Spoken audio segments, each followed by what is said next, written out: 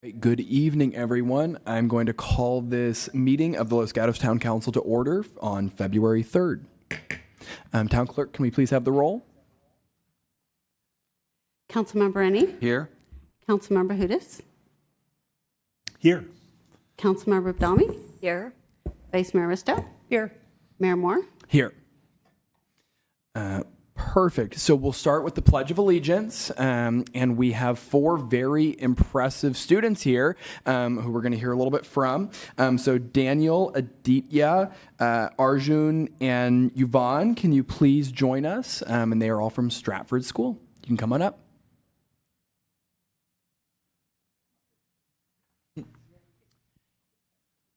And so for everyone's awareness, these four students are part of the student government for Stratford School. And I had the great pleasure of seeing part of their election. And how many people do you think ran in your election? A lot of people. It felt like 50, which 52? So I shared with them that's a much more competitive election than we have. And they gave very good speeches. I don't think I saw any notes, which I can't do, and I'm the mayor. So we have some very impressive students here. So do you each want to tell us your quick fun fact or something about the community? We'll start with you. So one favorite thing about this community is my school, Stratford. We learn new things every day and study hard and play hard through fun school events. Our teachers and friends are very supportive. I feel grateful to my school and to the Los Gatos community. Thank you. Thank you. Wow, thank you. All right. Next. Okay. So one thing I like is that all our neighborhoods are peaceful. Like, there's nobody shouting on the streets or annoying you. And also, there are many fun events happening everywhere. For example, at school, we have our Diwali celebrations, our Lunar New Year celebrations, and Nowruz celebrations. Thank you. I honestly like the nature, which makes it pleasant to look at. There are numerous roadside trees and plants, which are vibrant in many different colors. I also like that you made it safer to ride on e-bikes. Trying. All right. One thing I like about the community is the farmers market, where you get yummy fruits and vegetables from the local farmers, which are very good at farming. Perfect. Thank you all very much. Can you imagine being a fourth grader and having to run in an election against these fine young men? Okay, so we'll do the Pledge of Allegiance. Do you mind leading us in the pledge, Mr. President? Yes. So place your right hand over your heart. Look towards the flag. Ready? Begin. I pledge allegiance to the flag of the United States of America and to the republic for which it stands, one nation, under God, indivisible, with liberty and justice for all. Very well done. Thank you. Can we give them a round of applause? Okay, perfect. And now you'll each get to shake each of the council members' hands. You can start down this way, and we'll make our way this way with Councilmember Badami.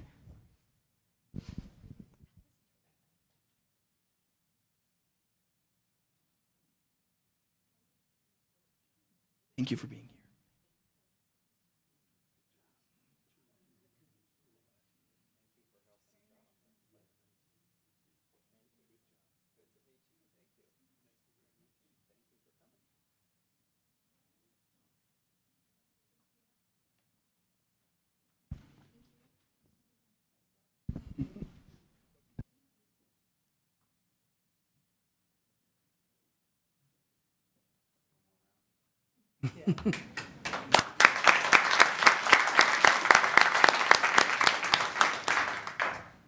Thank you very much for being here. We really, really appreciate it. Thank you.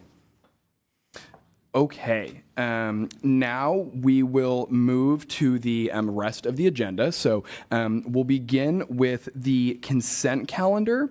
And if anyone is here to speak on either the consent calendar or on any items for the regular meeting, please make sure you fill out a yellow speaker card and bring it up to the town clerk.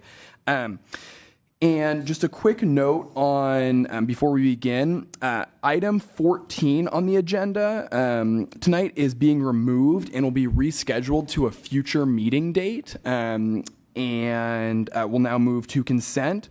And Vilcia Rodriguez, Human Resources Manager, will make a brief announcement regarding items 10 and 11.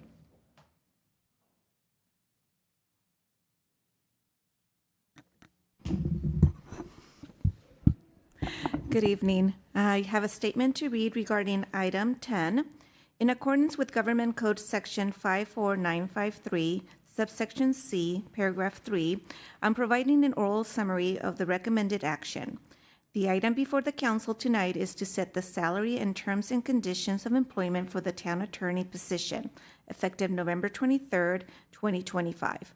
The proposed annualized base compensation is $310,000 effective November 23rd, 2025. In total, annualized compensation is $468,630, inclusive of fringe benefits, payroll taxes, and retirement contributions. For item 11, in accordance with Government Code Section 54953, subsection C, paragraph 3, I'm providing an oral summary of the recommended action. The item before the council tonight is to set the salary and terms and conditions of employment for the town manager position effective February 15th, 2026. The proposed annualized base compensation is $366,000 effective February 15th, 2026. The total annualized compensation is $538,287, inclusive of fringe benefits, payroll taxes, and retirement contributions. In addition, we would like to correct a typo in the recommendation language. It should state $5,536 for costs associated with payroll, retirement, and taxes from the available general fund unassigned balance. Thank you. Thank you very much. Much appreciated. Any questions? Okay, seeing none, thank you. We'll now move to the consent items. Items appearing on consent are approved under one motion. Are there any council members wanting to pull an item? Councilmember Hudis? Yeah, I'd like to pull item 1, please. Okay. Which is the minutes from the January 13 hearing on the North 40. Thank you. Any other items to be pulled? Okay, seeing none, I'll entertain, I'll open up public comment on the consent calendar. It looks like I have one speaker card in the room, which is Gus Hu. If there are any other speakers for consent, please fill out a speaker card. And if you're on Zoom and would like to speak on consent, make sure you raise your hand.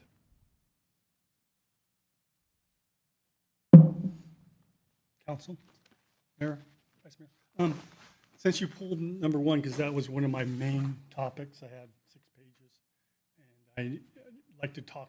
Can you make sure you're speaking into the mic? Yeah. Oh, sorry. Can you hear me? Yes, thank you. I have 6 pages. It was just a highlighted, and it is just like one of the major things was the 3-year-old, going to Lexington, and it was in preschool, and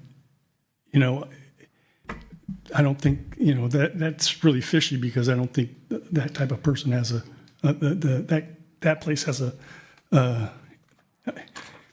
it doesn't have a preschool for you know what I'm saying. I at least when you go to preschool, when you go to elementary school, you start out at 4 years old, and I looked online, the closest is 4 years old.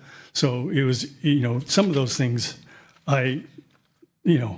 so now do I get another 3 minutes for the? Yes, sorry, let me just pause you really quick. So this is on consent. Yeah. Item 1 will be heard later, so you can comment again on item 1. Okay, It'll be apologies for not making that clear. That's okay. Item 1 will be heard after the last item on our agenda. Okay. So I'll come back for that one. Okay. So on number 3, this is a lot shorter, just one page. The town had a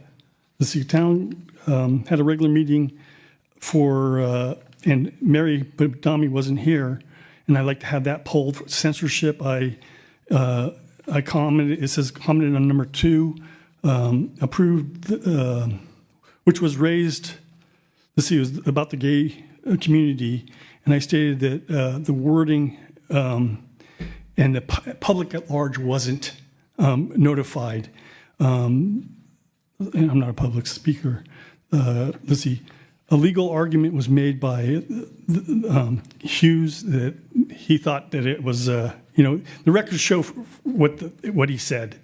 And my thing is, you had a lawsuit with, you, mayor, and the vice mayor, and that person that sued you is not even in she spoke at the verbal, and you just like dished her. And so you're opening up, I like to correct some of this language because, and it should, it's one of those things where, you're underinsured and she wants to sue, and I'd probably go in on that because you're censoring the public. It was one-sided. It wasn't in the newspaper or anything like that, and it should have been, publicized. Hey, this is a big thing. A lot of people are dying about it. On both sides. And, I would, when you refollow that up, let's have, maybe 2 people, get input from the community, because there was only a certain amount of people talked. And you can really, there are 2 sides, only one person favored, 4 of you were for 4 and Mary was against it. Thank you. So I'd like to have you pull that. Thank you very much. I have no other speaker cards for this and see no hands on Zoom, so we'll close verbal communications for the consent calendar, and I'll entertain a motion on consent. Vice Mayor Risto? Thank you. I move to approve items 2 through 12. Great. Is there a second? Second. Thank you. Any other comments? Okay. All those in favor? Aye. Aye. Any opposed? Any abstentions? Okay, passes unanimously. We will now move to verbal communications, which is the time for individuals from the public to address the council on any items not on the agenda this evening.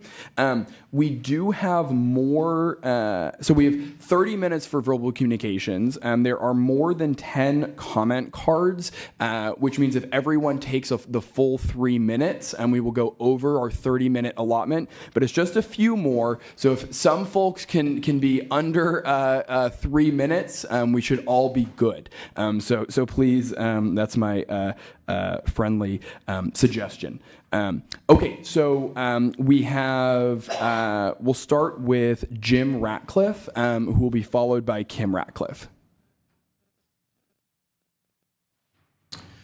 So hi, I'm Jim Ratcliffe. I am the neighbor to West Valley Muslim Association, and so I wanted to bring up the West Valley Muslim Association's modification of their CUP. So that was submitted last May, and here we are, February, and we have no notification on what's going on with that. And so I met with the Planning Commission last week, and much to my chagrin, they had not even heard about this issue. So I'm just trying to hopefully bring everybody on the same page here, and so we can get some dialogue, because it's been like 2 years of me, and I've met with a lot of you guys on the council here, and you guys know about it, but the Planning Commission doesn't know about it. And Ramadan's 3 weeks away, and it's going to be very busy, as it always is, and it's a very uncomfortable safety issue, and it's very overwhelming for 30 days, and it's unsafe, and I'm just really hoping that we could get some traction on this, because someone shouldn't get hurt during this time. It would be really unfortunate. And I just would hope that the town could also offer some traffic mitigation during this time, because it is like Festival of Lights on Farley Road, which does not have very many street lights, and there's no sidewalks. Cars are parked on both sides of the street, so that narrows the thoroughfare. So if an emergency response person had to get down there, it couldn't make it. So I just would hope that we could get some dialogue, and I would also hope when I could expect a public hearing on this matter. So, thank you. Thank you. We'll have Kim Ratcliffe next, followed by Michelle.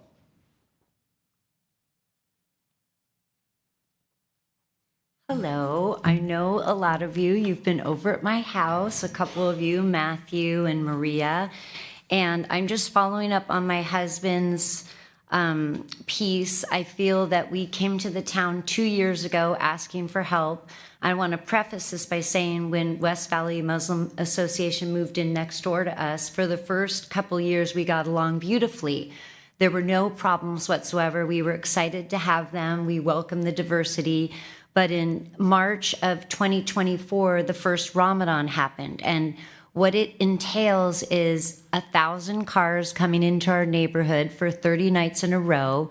It's like living in Levi Stadium. Maria, you were nice enough to come over and stand in my front yard, so you experienced it. I think, Chris, you drove through and saw there's 300 cars parked on 6 different streets. 15 neighbors have written in with concerns that border the WVMA on 5 or 6 different streets.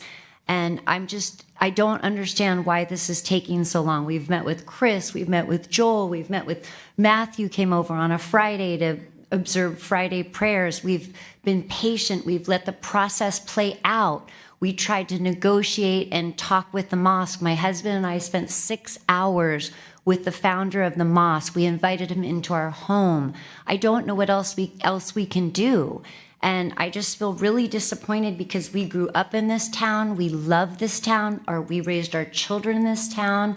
And I feel very let down by our town. And finally, we were forced to hire an attorney who sent a letter. WVMA turned in their CUP modification application in May. After being asked to turn it in September of 24, they finally turned it in May of 25. And we have not heard one thing from anybody in the town. So we finally hired an attorney, and he wrote a letter. He sent it in November. We still haven't heard anything. So I just want to take this time to hand out some copies, and I don't know what else we can do, but we have Ramadan coming, and right here I have an email communication from last year from West Valley Muslim Association. They wrote to the police department and asked for help, and the police department wrote back and said, it's likely impossible to control the volume. So, I mean, it's like the Disneyland parking lot.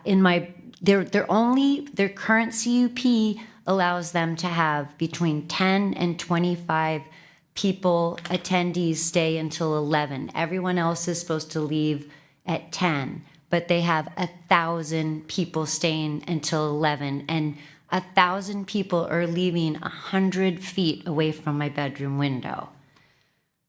So I'm not going to take any more time while I'm done, so I'm just going to hand it out. Thank you. Now we have Michelle. And after Michelle, we have Carol Manchester. Good evening.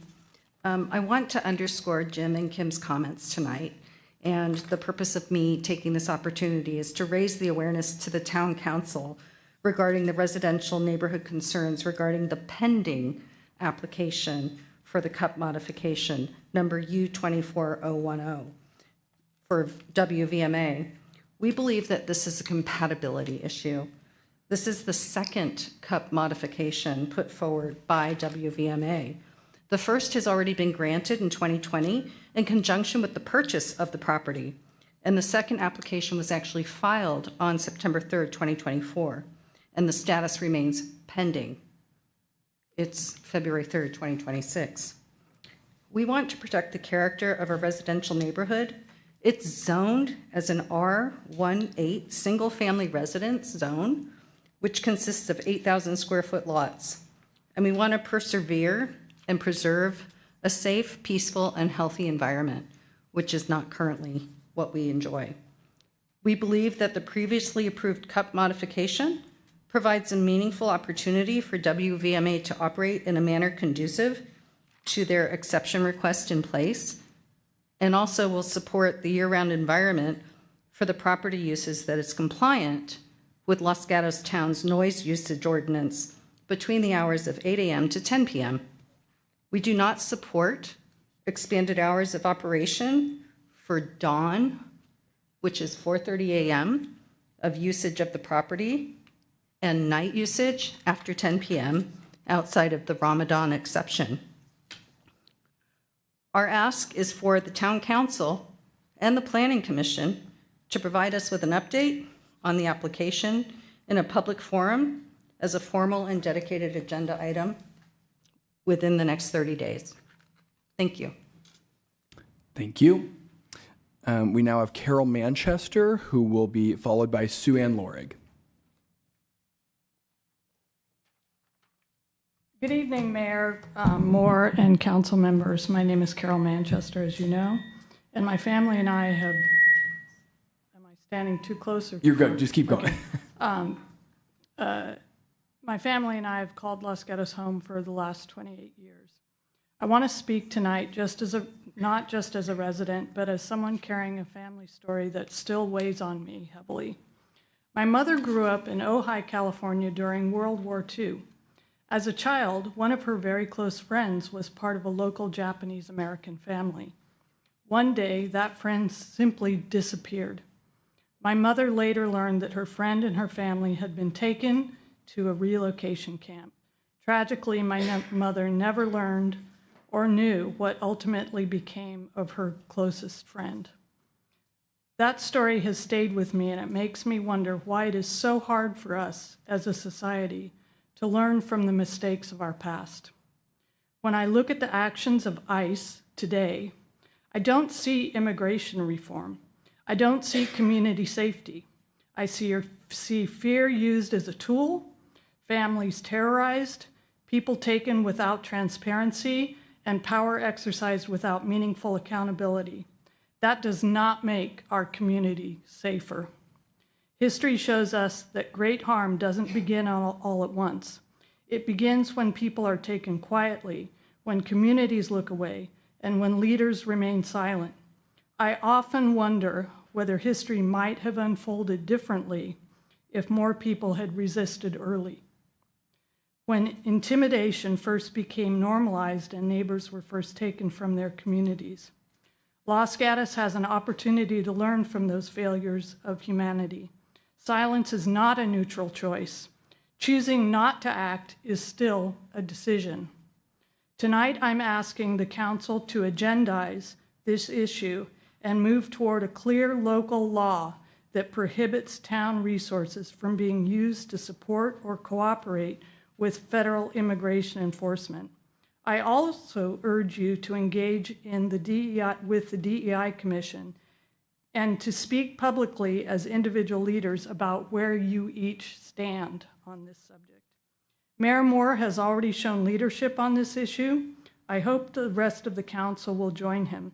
The values we claim as a town matter most when they are tested. Thank you for your time. Thank you.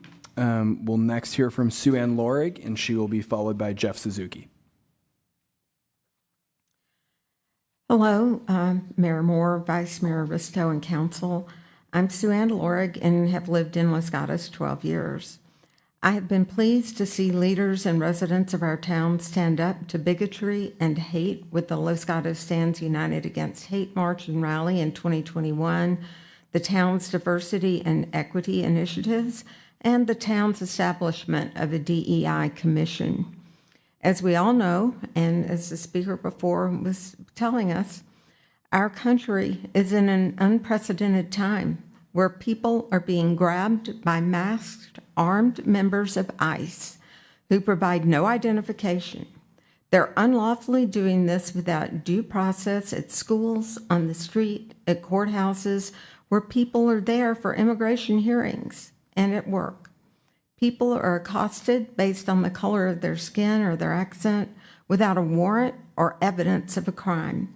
Even little children have been swept up in this nightmare and taken across the country to concentration camps and even deported, denied medical care, and not allowed to speak to an attorney or even notify family of their whereabouts. People are beaten, and way too many have been killed. I could go on, but I'm sure you're aware of the atrocities being committed by immigration enforcement. As a person of conscience, I feel that I must speak up and say that it must stop. As leaders of our town, each of you should speak up too. Stand up for fairness, due process, following the law, and doing what is just and fair.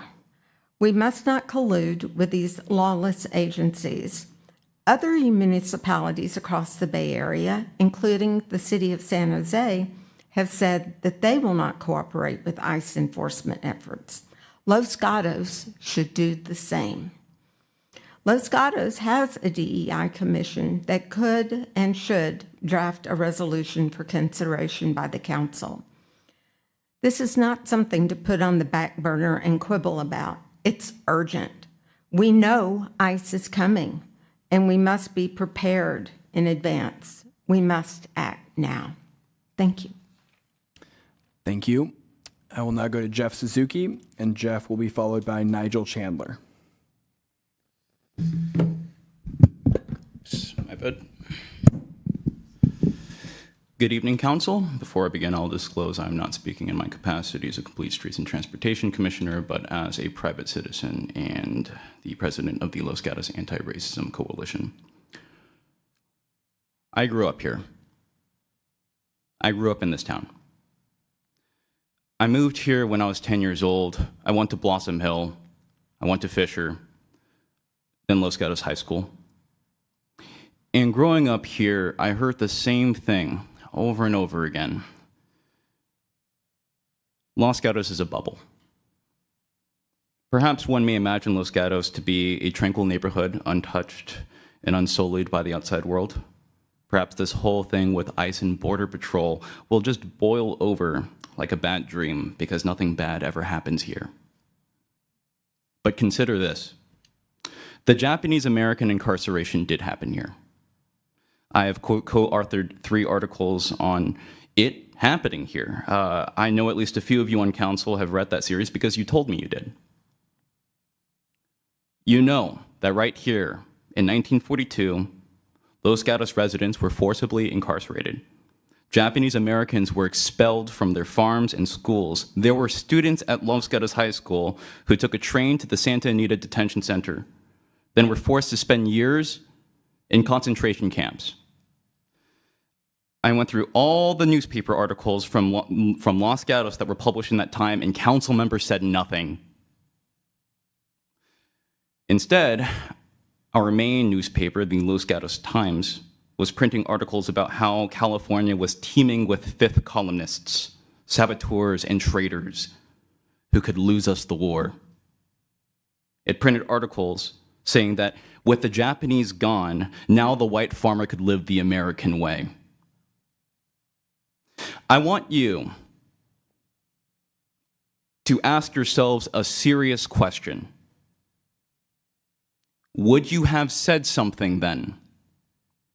If you understood that ripping families from their homes and throwing them into detention centers would not have made our country any safer, would you have stayed silent?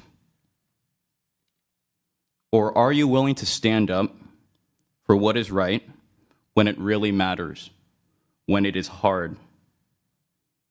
We need an assurance that the town of Los Gatos will under no circumstances collaborate or provide any resources to assist with ICE or Border Patrol. It's not too late. Thank you.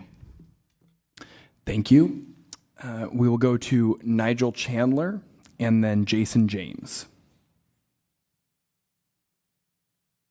Hi, everyone. My name is Nigel Chandler. I just wanted to clarify that I'm not speaking in my capacity as a Complete Streets and Transportation Commissioner, but purely in my capacity as a Los Gatos resident. There has been a lot of news lately, as we know, regarding federal immigration enforcement. I would like to concur with many of my fellow speakers here who have so eloquently stated their concerns, and that I also believe Los Gatos should make clear its commitment to defend the civil rights of our town's residents. I believe it is vitally important for us to stand in a united front with all the rest of the Bay Area to make it clear that unlawful federal encroachment will not be tolerated in our town. I wanted to bring some attention to some of the precedents that are now being set by other towns and cities in our local area. Just a few weeks ago, San Jose made it clear that ICE agents would not be allowed to use its city-owned property as staging grounds, following a county-wide policy that forbids ICE from using county-owned property. I believe Los Gatos should consider adopting similar measures. One of our county supervisors, Otto Lee, recently remarked that, quote, there is no such thing as absolute immunity and no license to kill, and that, quote, if anyone comes into our county masked, spreading terror, breaking laws, or threatening residents, that they would be arrested by our sheriff deputies and police officers. I would agree that our officers should act to defend our residents against anyone who acts unlawfully, even if these illegal actions are committed by federal agents. We don't typically have county-level sheriffs active in our town as far as I'm aware, and so it would be nice to see some local reassurances as well. Lastly, I did want to bring up potential concerns regarding the town's flock license plate reader system. I am not personally aware of the details behind this arrangement with Los Gatos, the town in particular, this one, but our fellow town here in the Bay Area, Mountain View, actually just conducted an investigation and announced today that they discovered federal and state agencies had unauthorized access to Flock's data. They immediately suspended the usage of that system, the Flock system, in response. I would implore the town of Los Gatos to look into this case and to conduct a similar investigation for the Flock's camera system here in Los Gatos. Thank you. Thank you. We'll now go to Jason James, who will be followed by Debbie Lowe.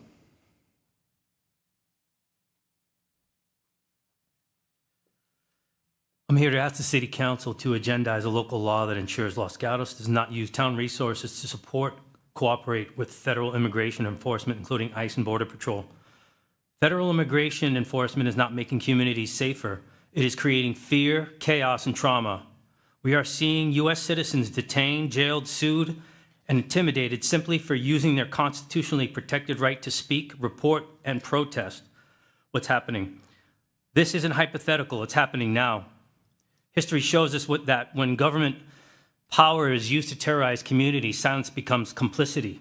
Los Gatos has its own painful history during the Japanese-American internment camps when families were removed, incarcerated, and stripped of their rights while many local leaders and communities stayed silent. We should have learned from that moment. We should not repeat it now. And let's be honest about another fact. Immigrant communities are the backbone of Los Gatos. They are the reason our restaurants and businesses are what they are today. As a brown American citizen, I shouldn't have to fear being wrongfully detained by ICE, but that fear is real.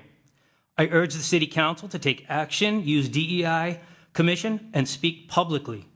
History will not be kind to those who enabled or remain silent in the face of these actions. Thank you for your time. Thank you. We'll now go to Debbie Lowe, and Debbie will be followed by Carmen Lowe. Hi, thank you for allowing me the opportunity to speak. I'm going to follow Jeff's lead. I don't know if I need to, but I am here as a private citizen, not as in my capacity as a library commissioner. So anyways, I am a longtime resident of Los Gatos, and I'm here today to ask the council to consider developing a plan and statement regarding ICE and Border Patrol. We live in a wonderful community, often buffered by from what is happening beyond our town limits. Perhaps subconsciously, a lot of us think that can't possibly happen here. But in light of the recent events in Los Angeles, Chicago, and especially Minneapolis, wouldn't it be prudent to have a plan for our community if ICE decides to descend on our town? My motto is to prepare for the worst and hope for the best. It is evident that ICE's tactics are extreme and indiscriminate and causing fear and anxiety in many communities. A statement declaring that our local police will not help or facilitate ICE in Los Gatos would go far to alleviate those feelings. The safety and protection of our residents should be prioritized. I'm hoping some of you witnessed the rally or the walk that the high school students did yesterday. It was both inspiring and I just, you know that even our youth are being, that live in this, our little community are affected by what's happening, what ICE is doing across the country. And they know that it's wrong. And they came out in support of, get ICE out of here. And I feel as a community and as their elders that we need to support them and, the kids in our community. So thank you. That's it. Thank you. We'll now hear from Carmen Lowe, who will be followed by Tim Crane.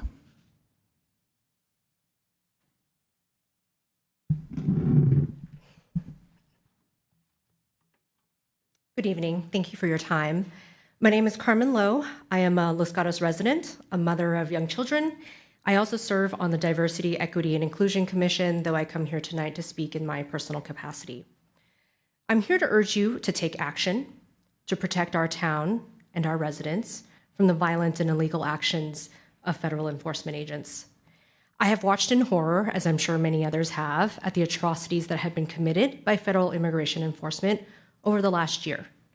And particularly in the last few weeks, as American streets have become more and more militarized, we've all had to mourn the death of a mother at the hands of ICE officials, a nurse for veterans who was murdered for protecting a neighbor, and children who have been ripped from their parents' arms and detained in inhumane conditions. And this is happening to everyone in the United States, citizens and non-citizens alike. What we see is terrifying. It's an abuse of power. It's illegal, and it's deadly. And it's really causing fear and anxiety and the erosion of trust with our government institutions locally in this town. So the question becomes, what are you, as leaders of our town, going to do to protect us? You had the chance in November of 2024 to take on this matter, to stand by our constitutional rights, to stand up for my family's safety, and to safeguard public trust, but you did nothing. And so it's really time for you to show clear and strong leadership and to align yourselves with other local municipalities, including San Jose, Oakland, and our county, and to do your job to protect the residents and families of this town. There are many actions that you could take. You could affirm that our town services should have operational independence from federal government, and that the police should have no cooperation with ICE, that the town property should not be used for any ICE activities, that you should be working with Los Gatos Police on a clear policy for how to protect our First Amendment rights for protesters and also to protect us from ICE violence. You should be working with our local community leaders and faith leaders to understand what more you can be doing to protect the residents of this town. It is truly time for you to show clear and strong leadership and to lead with the values of community safety, protecting our rights, and that we're truly stronger as a community that looks out for each other and it's not afraid to stand up against the wrongs that we see. Thank you. Thank you. Our next speaker is Tim Crane, and Tim will be followed by Karen Yamamoto. And I'll just, before you start, Tim, we have about 5 minutes left of verbal communications. I can have us go a little bit longer than that, but we do have a number of speakers left, so brevity is encouraged. Thank you. Hello, I'm Tim Crane. I am a father of 3, a Air Force veteran, and a business owner. and I am coming to speak to you to discourage ICE from coming into our community. ICE brings chaos. We see it everywhere that they go. They gas preschools. I would not want them to gas my children's preschool. Their munitions will damage businesses. Flashbangs are well known to start fires. These are highly destructive. They are murdering U.S. citizens. They are kidnapping people, and I do not want that in my community. So I encourage the council to follow through with the agenda items recommended by the other petitioners. Thank you. Karen Yamamoto, followed by Joe Enns. Hi, how are you guys? I'll make this real quick. Totally agree with them. Kids are getting scared about ICE. I hear it every day when I sub. But that's not why I'm up here. And actually, I should talk to them a little bit later. So I have a major concern about there's an issue with the road on Los Gatos Boulevard between Churco Road and Frank. There's water, and it seems to be seeping up from the ground. So that indicates to me that A, there's a leak underneath, whether it's sewage or whether it's a water pipe, but it can lead to a sinkhole. And considering that that particular area is part of the secondary fault line, I'm concerned. So I wanted to bring it to your guys' attention and have it addressed. And if you need pictures, you got my email. Okay, thank you. Thank you. We'll go to Joe Enns, who will be followed by Gus Hu.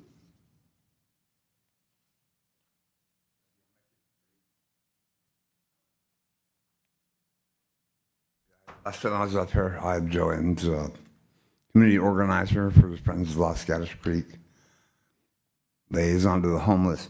But I'm here to discuss the tunnel I brought up last time about securing that.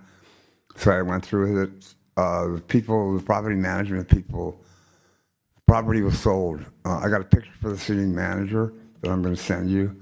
And it's going to be taken care of, but we got to find out who, the guy, the old property owner, he was very helpful, the old property management person, in finding out who's responsible for this gate that's wide open, and we'll get it done. So I'll contact the town manager on that with the photos that he's going to send to the people who are responsible for it. So that's it. Thanks a lot. Thank you. We'll go to Gus Hu will be followed by Gordon Yamate, and that's our last speaker card in person, and I'll close in person and then go to Zoom. I wish I could put those up there and have, just make this friendly. I've been up here for a while, coming and stuff like that. And I always say censorship issues, water bill, this is a inside between us.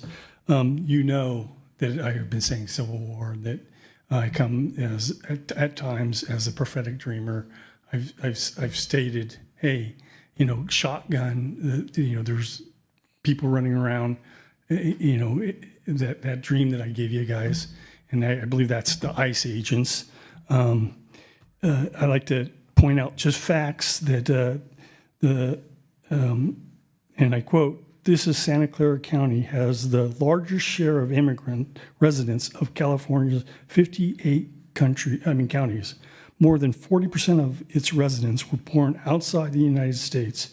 1 in 5 immigrants resided are undocumented according to the county records." And that was on October 17, 2025. I think I put that in, and it was in the paper, the town paper. Officials look to expand ICE fight of things. And this is all because they're coming. This is a tactical thing. You have to, I've been promoting the sporting stuff, but they want to take sports, away from us, and they know that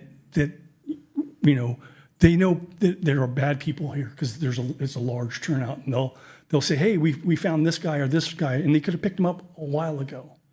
And it's you have to look at it tactic. We're in a civil war. You have to look at this as a civil war. We can't be speaking. I can't be speaking like this because I'm already on their list. I've been underground for some time. I have my issues with all governments, even you guys. I don't agree with four of you. The only one I agree with at times, most of the times, is Mary Badami. But last time we spoke, she looked at me and said, I'm representing the town, and I understand it. But then represent the town. I think me and you talked about some of this, and I've said there's a second shooter. I think that if you brought that up, this would unravel, because it was a fake assassination attempt and he didn't get hit in the ear.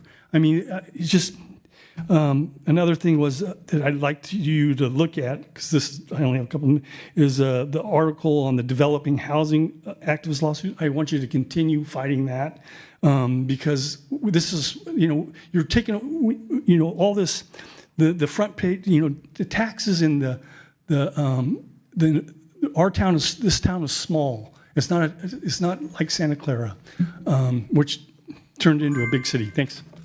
Thank you. We'll go to Gordon Yamato, who's our last in-person speaker, and then we have 4 hands raised on Zoom, and we'll limit it to those 4.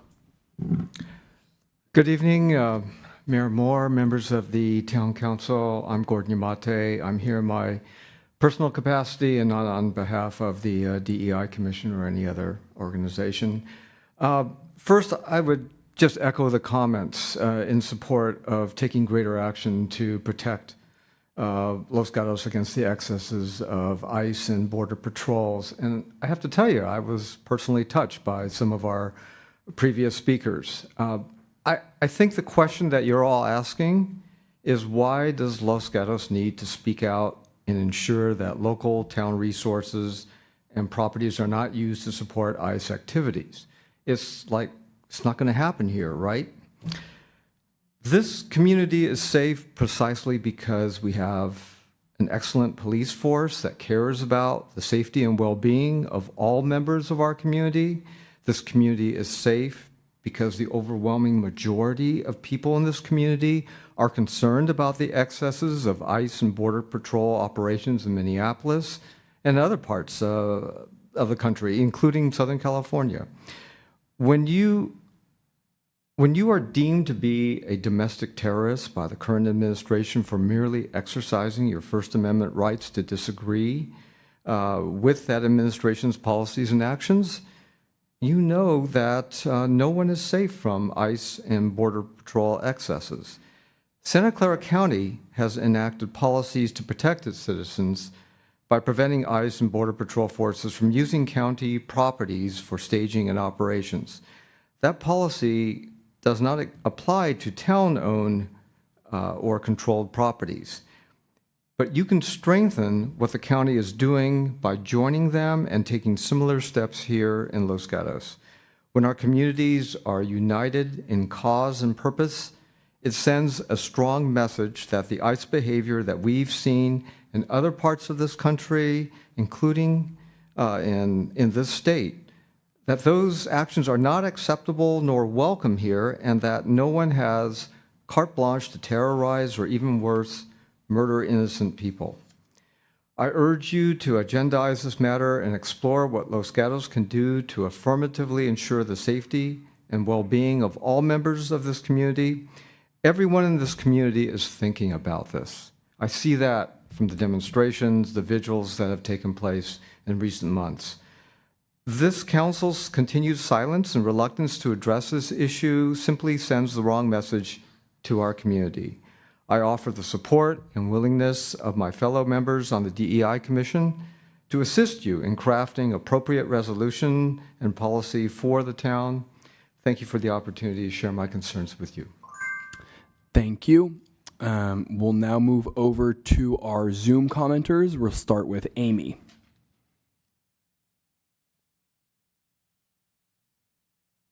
Hi, can you hear me? Yes, we can. Okay, great. So I'm here to comment on the town making a statement and not supporting ICE, not allowing town resources or town police to support illegal federal law enforcement activities. It's really, to me, it's about making a very strong statement that the town will not stand for this. Currently, federal law enforcement, or DHS, is violating the laws of the country. They're violating the Constitution. And we can't let that happen here to the best of our ability. So I would just like to reiterate what everybody else said.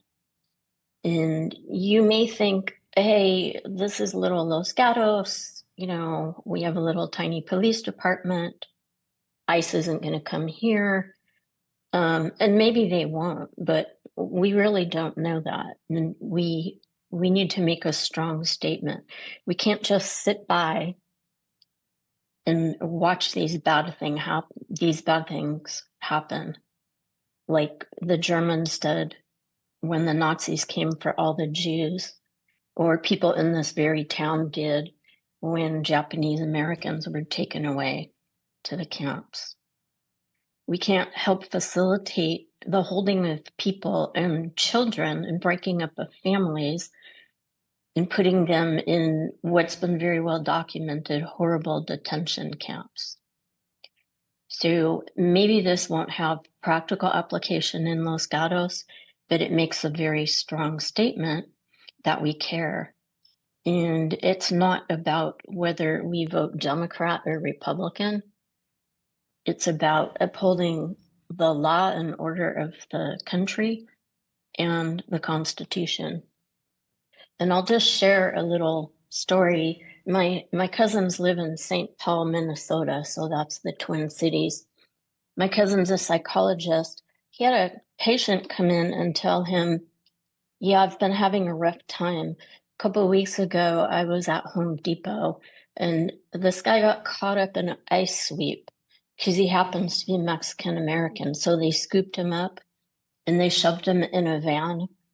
They zip tied his wrists together, his ankles together, and put a sheet or something over his head.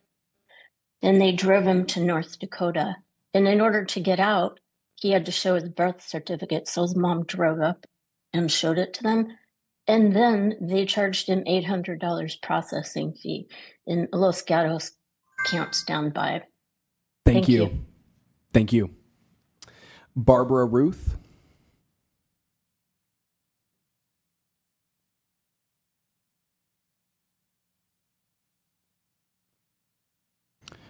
Barbara, you need to unmute.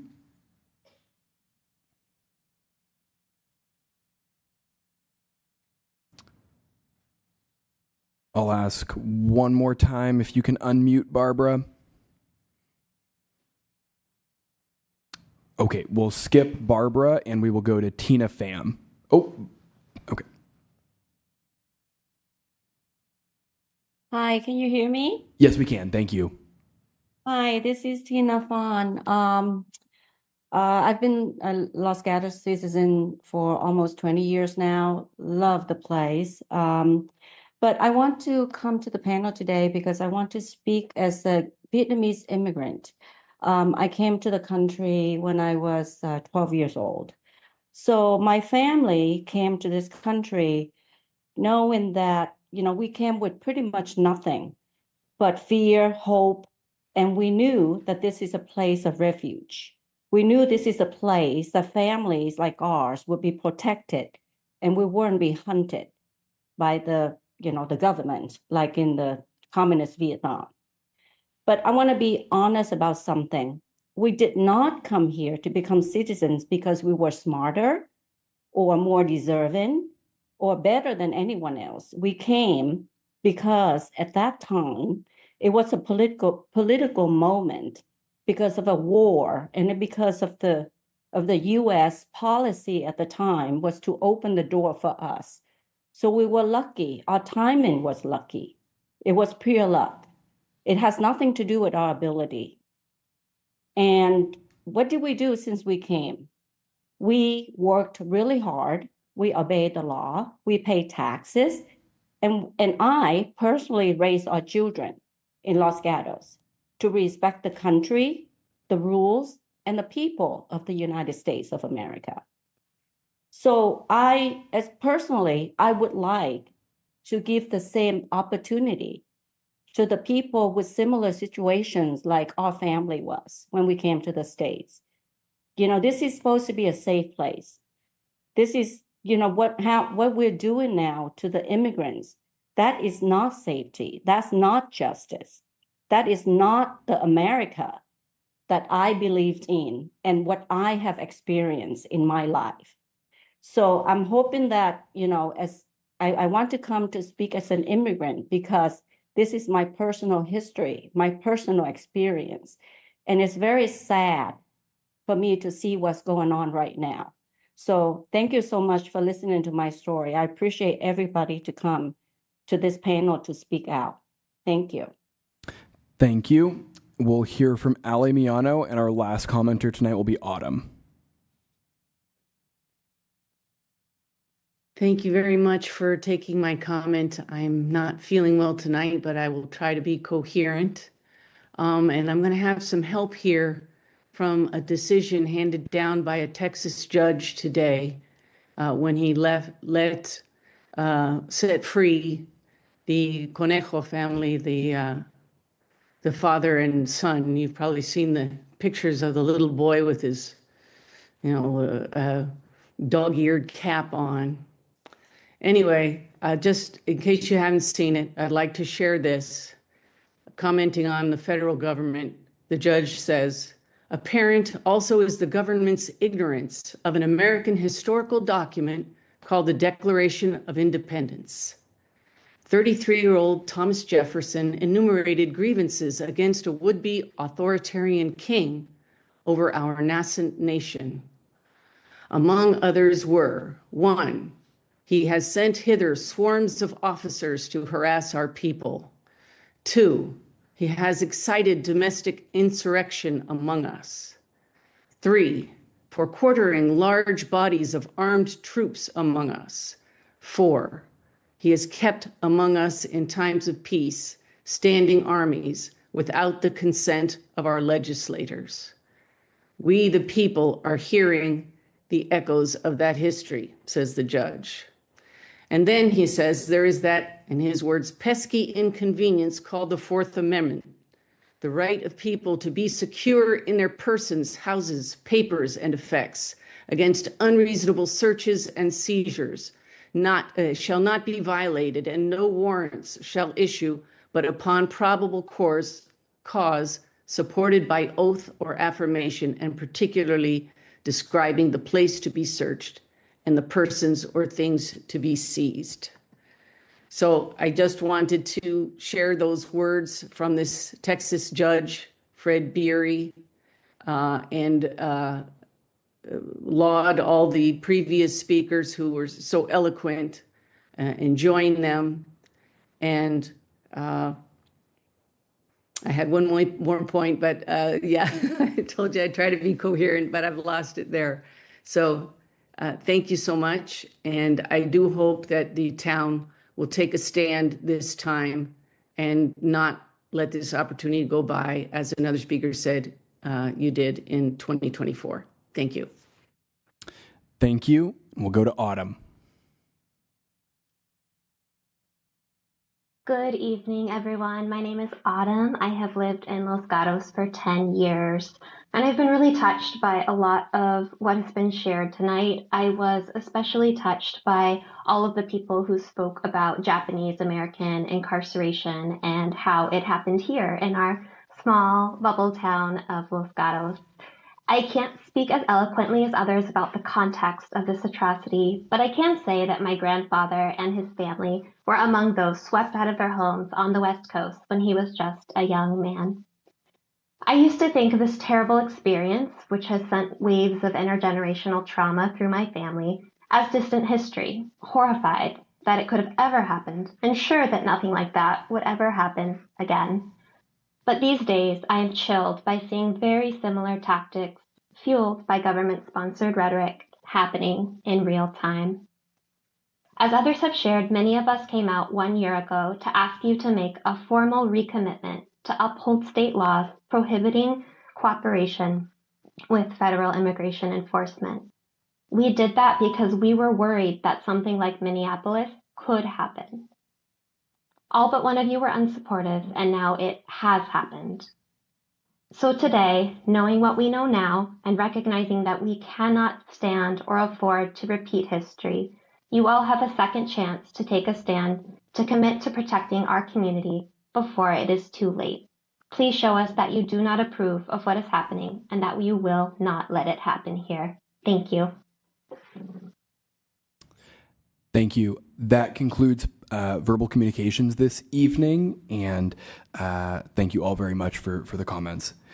We will now move on to our public hearing for the evening, which is item 13, which is to conduct a public hearing to consider objections to the proposed abatement of hazardous vegetation for properties listed on the weed abatement program.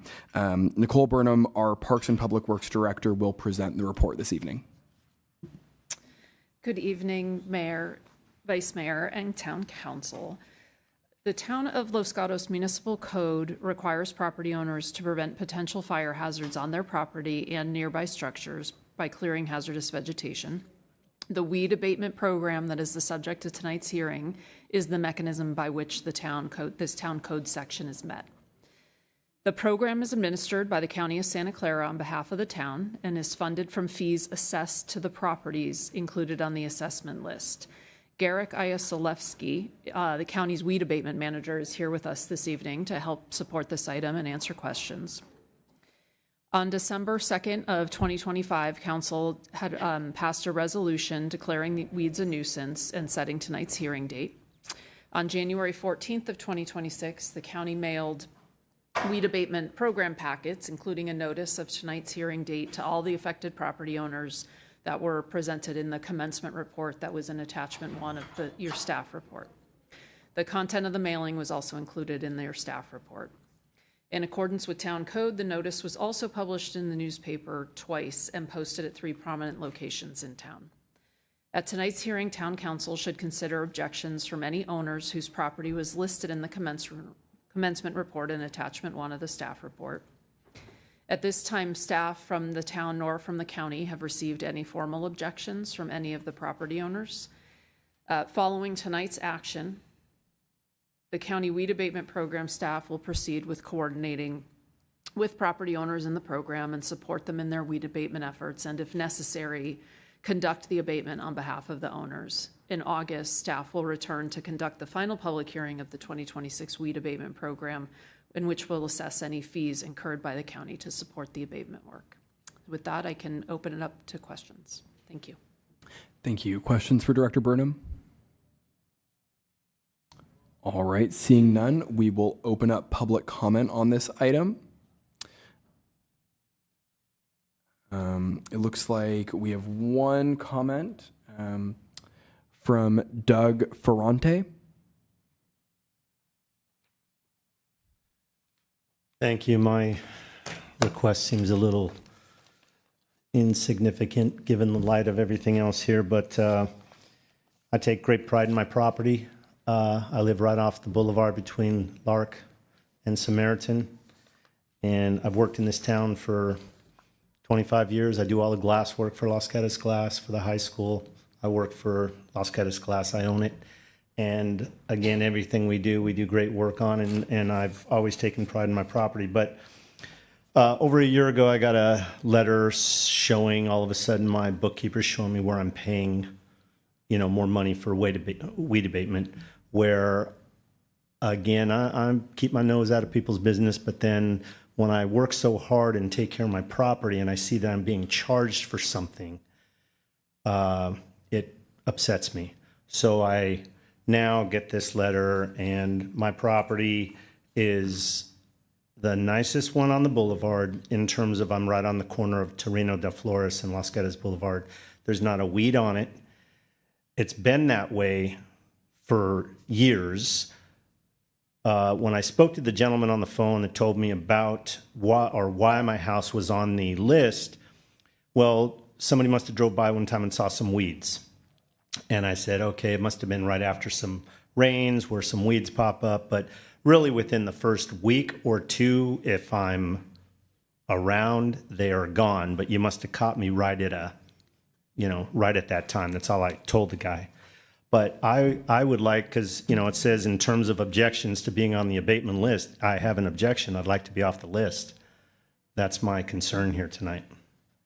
So I don't know how I go about doing it. Do I have to wait now till July or August or whatever to get my house off the list? Because I don't want to pay for something when I work tirelessly at keeping my property and keeping my business going and keeping everything going, and yet I'm being charged for something that I feel I should not be charged for.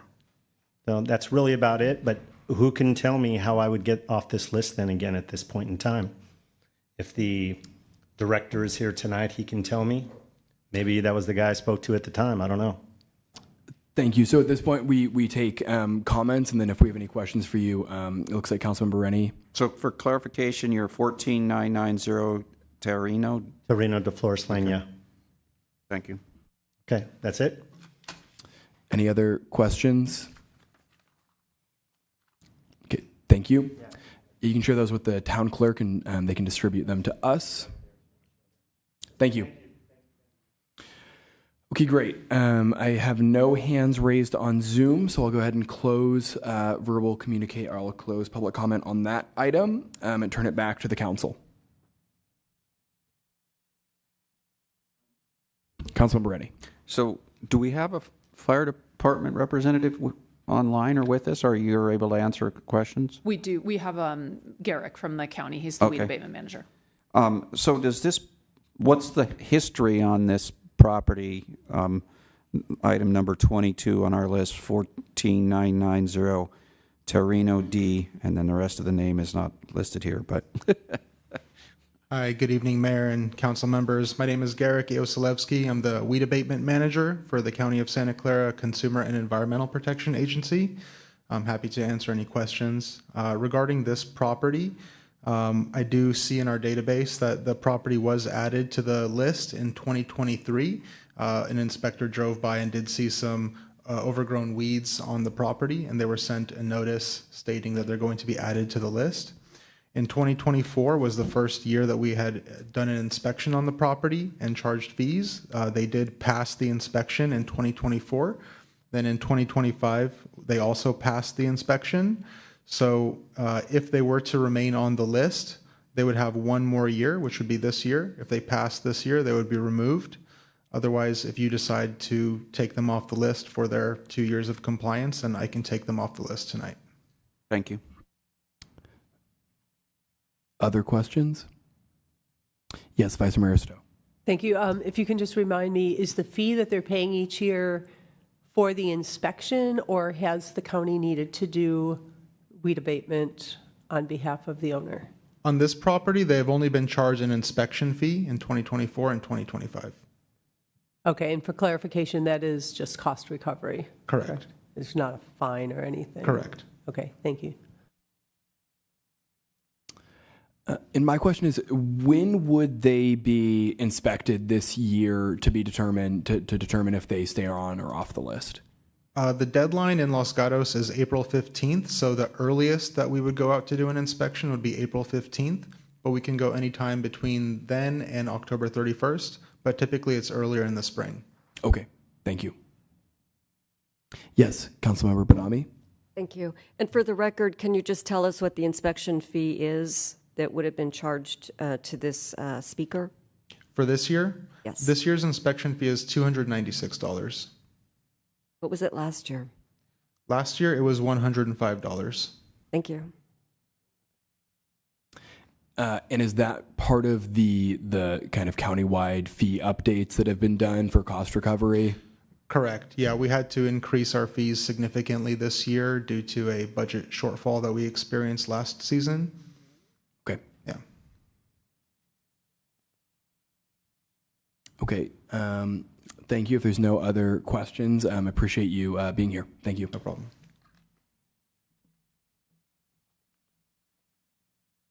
Councilmember Rennie? I think we should go ahead and take this off the list. I'd make a motion to remove item 22, which is 14990 Terreno D, whatever the rest of the name is that doesn't show on ours, and then continue with all the rest of the ones on the list. Thank you. Councilmember Hudes? I'll second the motion. Thank you. Thoughts and comments? Yeah, Vice Mayor Risto. Yeah, I mean, I can understand the continuation for 3 years. Given that this property has been okay for 2 years, I don't want to start changing policy, but given the owner came here, objected, the property has been clean the last 2 years, and the fees have gone up so substantially that before the inspection is done is the right time, I think, for us to make the decision as opposed to waiving a cost that's been incurred. So I will be reluctantly supporting the motion. And I'll just, do you have any comments? No, you're ready to vote. Oh, well, I'll just add too, I'm going to be a reluctant yes vote, Okay, like the Vice Mayor. Great, thank you. Yeah, and I think especially in light of the cost increase and the fact that the property has been compliant for the last 2 years, I do think it makes sense to take them off the list. So, so to clarify, is the motion to remove this property and approve the rest? Yes, exactly. Okay. Great. Any other comments, questions? Perfect. Then we'll take a vote. All those in favor? Aye. Aye. Any opposed? None. Passes unanimously. So we'll move, we had item 14, which has been rescheduled without objection from the council. And so then we will move to item 15, which is an ordinance amending the town's special events regulation to establish an entertainment zone. And we will turn the floor over to Monica Wren, our economic vitality manager, who will present the staff report. Thank you. Thank you, Mayor and Council. Good evening. Monica Wren, Economic Vitality Manager. Before you this evening is an ordinance to adopt an entertainment zone. And so the way that this kind of came about is, first of all, Senate Bill 969 has been adopted on January 1st, 2025 to allow jurisdictions to decide whether or not they would like to add an entertainment zone to their ordinance. In the summer, the Chamber of Commerce approached staff and asked if we would do some research and look into allowing Los Gatos to have such a zone. So staff began researching. Originally, it was thought that that an entertainment zone could help things like the wine walk or some of our existing events.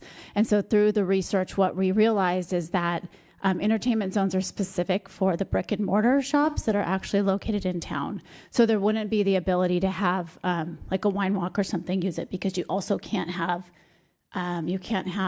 the temporary ABC licenses. So that's a very important point to note as you think about this tonight.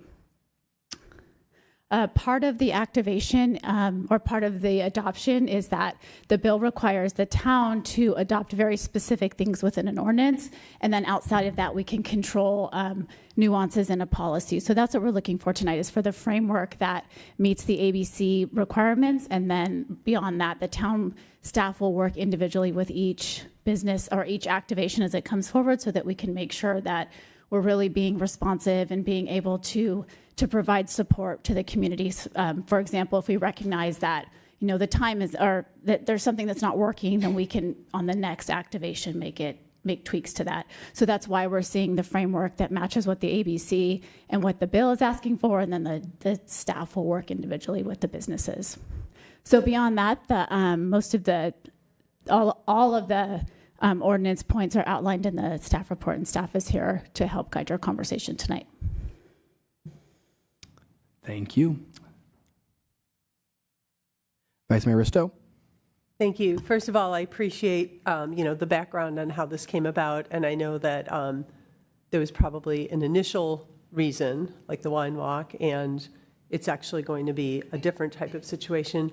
I do have a number of questions, and I think you answered one, because it looks like the parameters are kind of set by the state law, because I was a little startled to see that the hours could be 8 a.m. till 10 p.m. And I do understand that staff can rein it in, but I can't even imagine a scenario under which it seems like a good idea to have people walking on the sidewalks with alcoholic beverages at 8 a.m. So the law actually allows 6 a.m. to 2 a.m. It allows it within the parameters of what ABC would allow alcohol to be sold. Staff went 8 to 10 because we have the parklets and all of our outdoor entertainment that ends at 10 p.m. So we felt like that was the alignment for the cutoff. The reason we did 8 a.m. is, for example, if there was like a Mother's Day stroll or something where people were doing mimosas, that was the consideration there.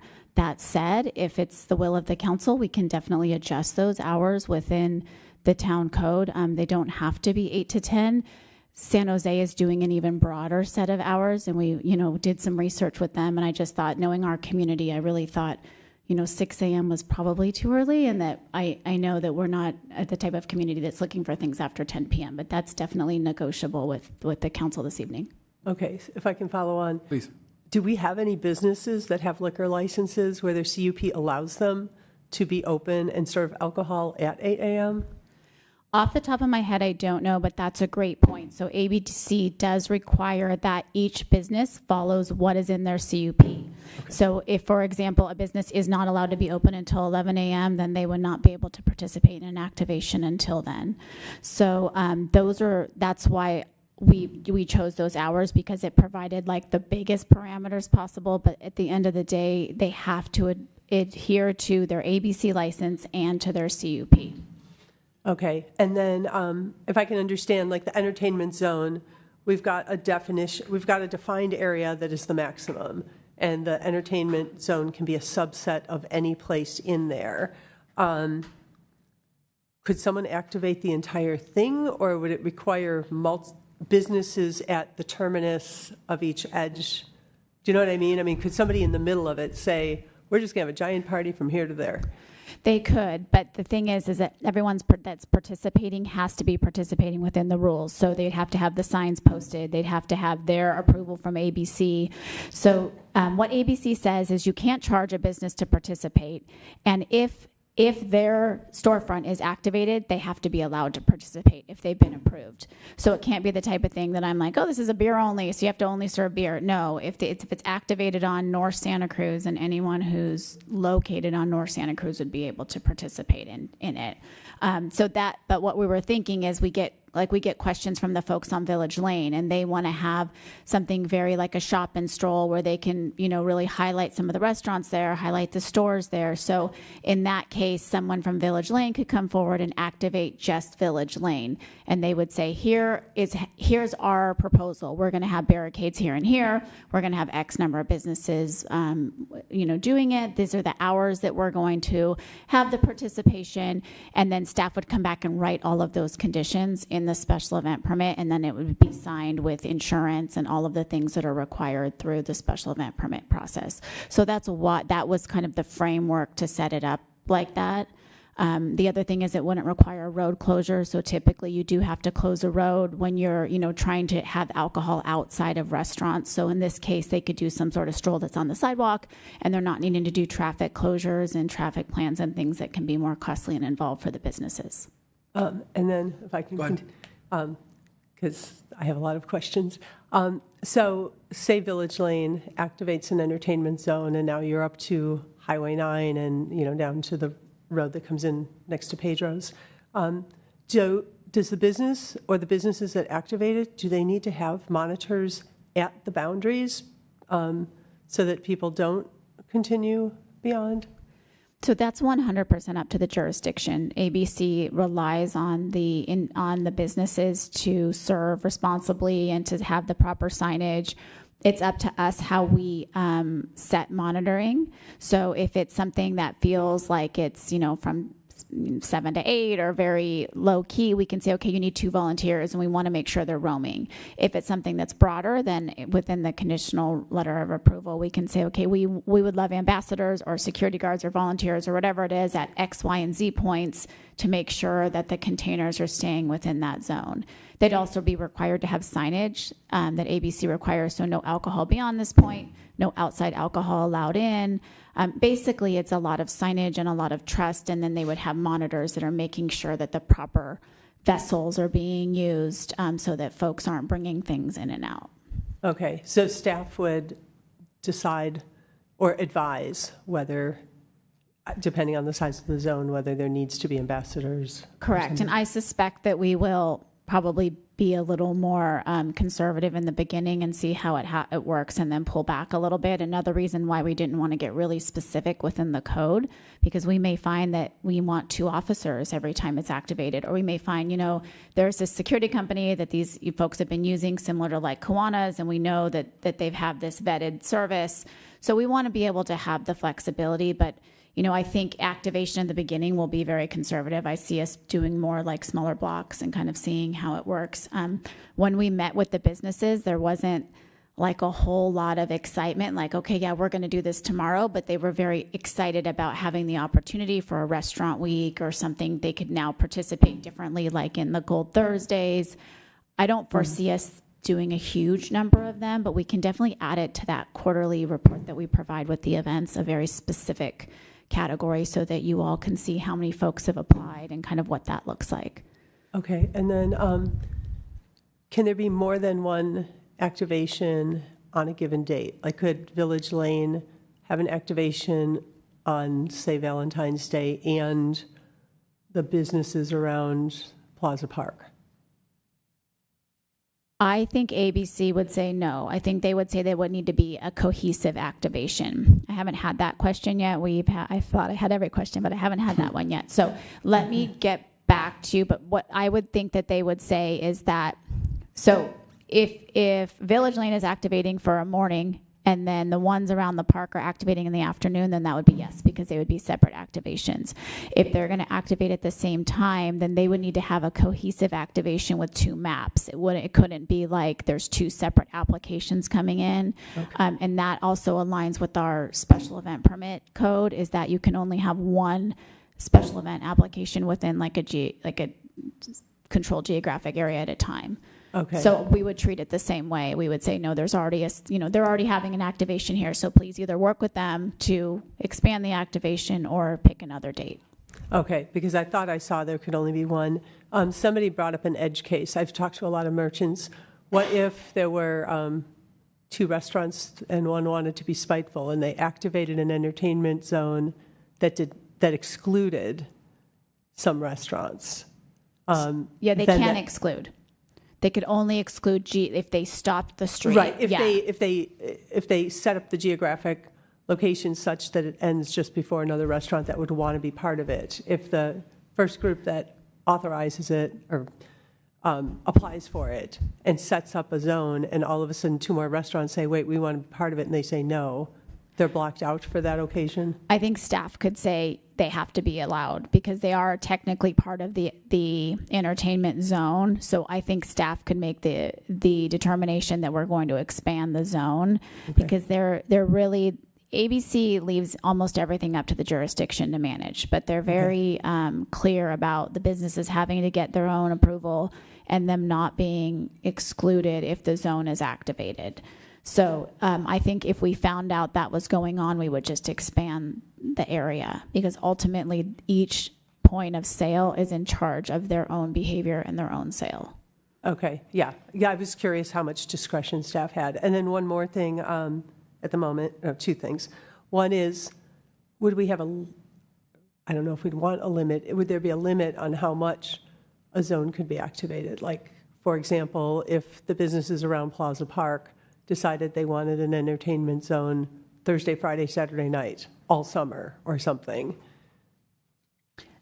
That's an interesting question, because I think that could be 2-sided. In one way, I think that could be exactly what would bring the vitality, and it creates, it's very similar to like, now there's a known thing to go for, right? So I think as staff, we may be a little apprehensive to go all summer 3 nights straight out of the gate, but I think we could look at what a series event would be. So like for the chamber to come forward and say, okay, could we add this to our Gold Thursdays so that folks could walk from one place to another? Then we would say, okay, yes, but I don't foresee us doing it so it turns into like an open container all the time. It's very much about a special event. So I think that we would be looking more to keep it tighter than that. But again, it's going to be up. And I think that at the will of the council, if we get a request like that, we could come to you and say, this is what we have. Does this make sense? Do you feel like this is within the intent and the spirit of the ordinance? Okay, awesome. And then one last question at the moment. I noticed, and I can understand, the exclusion of a glass container. Do you know why metal is excluded? Because I'm thinking aluminum is basically infinitely recyclable, and the thought of plastic or greenwashed biodegradable cups, we're just filling up land. I'm so tired of takeout.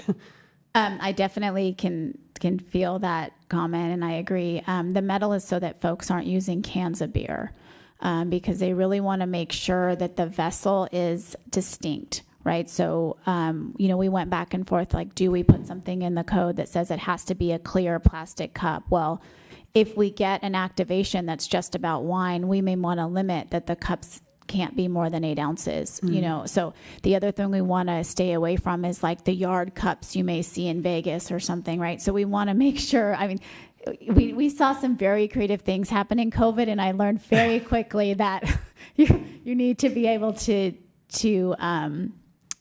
rein things in when they get super creative. So that was my hesitation to being very specific about the cup. Alcohol comes in different sizes. Also, the restaurants are limited on their pours and things that they can pour. So they have to follow their ABC rules too. So that was my hesitation in really putting it into the ordinance. The non-glass and non-metal are in SB 969. Okay, so I guess one more question. Would we be able to mandate, if we can do some research, whether biodegradable or compostable is better, would we be able to mandate a type of vessel, not the size or the volume of it, but that it not be plastic, and also then have education about how it can be disposed of because they can't be recycled? We could do whatever the council would like to have in there. My concern would be if there's like a new technology that comes out that doesn't align with that, then we'd have to go back through and do a code amendment. What has to happen is there has to be a standard cup for every activation. So when there is the conditional letter of approval is created, it will have the color of the wristband that they'll have to give out. And then San Jose was experimenting with cups with stickers on them, but obviously the stickers start to slide off. So there will need to be a standard cup. We've also looked into doing maybe a group purchase where we can have an order online somewhere, and then businesses can go in and order however many they need. Because there's no cost that can be picked up by the town unless, we don't want to get in the business of selling cups, and we're not collecting money for the permit. So we want to try to make it as user friendly and user directed as possible. So there are options. We're exploring all of those. Staff didn't go too far down the rabbit hole because we just weren't sure, where the council would land on it. Great, thank you. Thank you. Okay, I have a few questions, and then maybe I'll ask a few questions, and we'll open up public comment, and then we'll come back. So a couple things. One, I love that part of this allows for partial zone activation. I think that's probably the best use case I see for this. I don't see a whole lot of businesses saying we're going to open up the whole entertainment zone area for, big parties, but I think your Village Lane example is perfect, where they do a Saturday evening, event where you're trying to draw business there. And then I think it's a really great thing for them to, sort of encourage vibrancy in a part of town that might not get, as much attention as it probably deserves.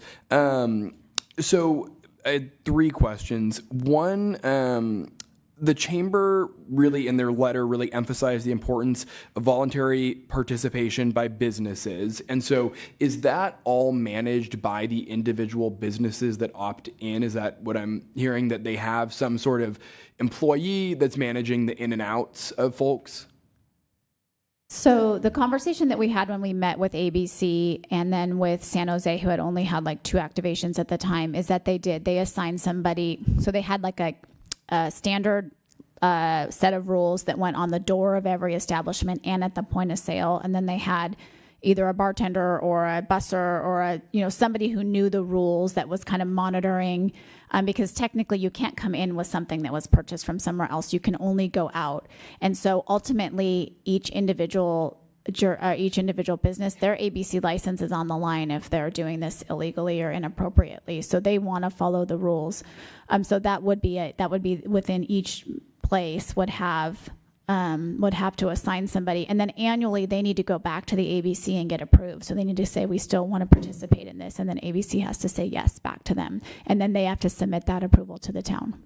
Got it. So to be clear, I buy a beer at Orin's Hummus. I then can't go walk into the movie theater, or I can't walk in anywhere. It's only out and on the street in public spaces. You can walk, that's correct, and you can walk into like a shop that doesn't sell alcohol, if they're willing to let you in. So I don't have to let you in. If I have a dress boutique and you have a glass of red wine, I don't have to let you in, but I can. But if I have an ABC license, then I can't let you in, because now you're mingling what they call commingling ABC licenses. It's the same reason why you can't have the temporary ABC license activated. Got it. And so folks that are participating in this event would theoretically be given very clear instructions about you can walk into this business and not this business. And so has the chamber or staff thought about sort of standardizing that like poster or whatever, so it's very clear this is a participating business, this isn't? Because I could see,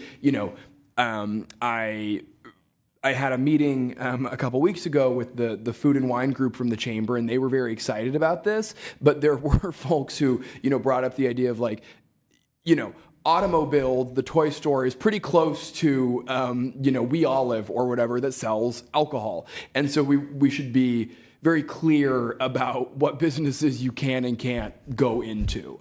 Have we thought about any standardization on that? Yes. So what our plan is to have a kit that folks can print from. So if you're participating, you'll receive the link to the kit. You can print whatever you need.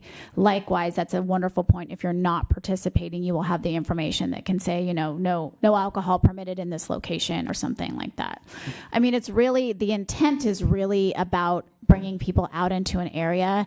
It's a little clunky sometimes in Los Gatos, even like with the park, folks could go into the park, but they can't do it, for example, during Jazz on the Plaza, because Jazz on the Plaza utilizes our own town code of being allowed to bring your own beer and wine. So it gets a little sticky when you look at commingling. And so that's going to be a lot of what we have to do when we get activation applications is say, it can't take place during a Jazz on the Plaza because it's not going to work, right? There's just too many variables for the commingling of it. So we'll have to be very astute to what those rules are and then make sure everybody has access to those rules. Got it. And so is that why on the map that Town Plaza Park is excluded? It looks like Town Plaza Park is not in the entertainment zone. Is that? So I think that was an error that it wasn't colored in. We actually did that map kind of in the 11th hour because the one I had was not quite as good as that. But it would have to be specifically included as a part of the conditions of approval, and staff would recommend that it not be unless it's like a necessary entity, right? Because then we have to have someone out there monitoring to make sure people aren't bringing their own in, which the town code allows. So really, it would be more about the mingling and going from place to place and being out in town.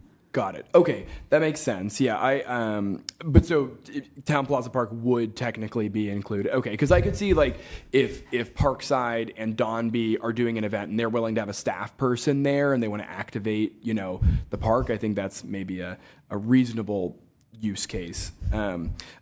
Two other sort of categories that I had questions about were, so this I think is of interest to, like I said, some businesses, not others. How would this be promoted to all businesses in an active? Because I would think that if, using the We Olive Automobile example, I would think that Automobile would want to know, when businesses around them are going to be activating this. So I guess my question is, would we notify everyone in a given area, even if they're not included? Oh, we would require that whoever's activating it provide notification and proof of notification. Perfect. Yeah. Okay, great. So, and one point that I wanted to mention that you made me think of, like if the restaurants are using the park, anything that would require a special event permit, if without the activation, then they will go through the special event permit process. So if they are utilizing the park for a special event, they would then have to pay the fee and go through all of the the considerations that someone would go through if they're having a special event in the park, and then the activation could be dovetailed with that. So there's like activation, special event, and then there's a special event if you're dovetailing in the activation, and that one would have the fee of the special event permit because it's just a component of what would already be a special event permit. Okay. Thank you. That's helpful. My last question for now is, you talked about how something like the wine walk would not, because it's its own special event, right? So what is the exclusion for the wine walk? Like help me understand how this would be different than the wine walk and how that would all work. Sure. So for the wine walk, each individual winery has to have a special ABC license to serve wine that day. So for that, they're using the temporary special event ABC permit. When that's activated, an entertainment zone cannot be activated because you're commingling ABC permits. So it's the same reasoning why you can't have an entertainment zone activation and then have a beer garden popped up in the middle of the street. So it's either the brick and mortar's ABC permits or it's the special event ABC permits, but it's not both in the same location. Got it. Okay. And then I guess the final follow-up on that is, so just in your opinion, it seems like the use of this would be pretty narrow. I don't know, I think your Village Lane example is maybe a perfect one, but are there other sorts of events that businesses or the chamber has expressed that they might be interested in activating this for? So I haven't heard from others what they are. I tried to brainstorm if I was going to activate what I would do, and I thought of things like a Mother's Day stroll where they're offering champagne or mimosas or something, and then there's specific stores that maybe you're going into. I mean, ultimately, this is going to work best when there's an umbrella agency like the Chamber of Commerce who's doing the activation, right? I think it's going to be difficult for like one business to say, I'm going to activate. It's probably going to need to be like the food and wine group or something like that kind of oversees it. And so that's how I see it working. Or potentially for FIFA, if there's a World Cup game and maybe we know that you can't erect a screen that's not already up to show the game. So maybe all of our sports bars or places with TVs in towns want to do some sort of cocktail or drink. The other thing I was thinking would be like a restaurant week. So we don't do a restaurant week currently in Los Gatos. They're difficult to plan, but we could do something where, folks get to go to different restaurants. Maybe they try it's a small drink and a small appetizer or something from each restaurant. So I think there are opportunities, but to your point, they're very narrow and they're going to take a lot of coordination because there's not a lot of funding for it, right? There's no real pot of money. So if I had to guess, I would say we'll get 2 or 3 a year, but I don't know if that's true or not. And we can, do quarterly memos to let you all know kind of what we're hearing. Okay, great. That's super helpful, though. It's helpful to kind of think through what it might look like. Thank you. Okay, to the town manager. I just wanted to point something out and have a potential recommendation. This is being inserted in the special event permit section of the municipal code. That when you look at that in terms of at what point can you deny that permit, there's currently 13 different conditions, which those are the conditions. One of those conditions is what you have to find to deny the permit. And so there's no explicit discretionary ability to deny. So by adding this in there, if none of these 13 conditions can be met, then that entertainment zone can be activated. So if you want to ensure that this is a discretionary permit, you may want to add subsection 14 to the code, which 14.100.035, 14 to read, an entertainment zone event is a discretionary permit and may be denied at the discretion of the town manager or designee. And we always have the opportunity to elevate it to the council, but you would still be privy to those denial requirements. So I recommend you keep this as discretionary. Secondly, when you do make the motion, we just need to make sure if you're intending to include any other properties like the park or town plaza, that's made part of the motion to ensure it's very clear in the action. Both helpful clarifications. Okay, I'm going to go to public comment. We did have a hand pop up on, we have one card in the room, and then we did have one hand pop up on Zoom for violin music. I just want to make sure you have the opportunity to speak if you want to, but first we'll go to the room, which is for Gus Hu.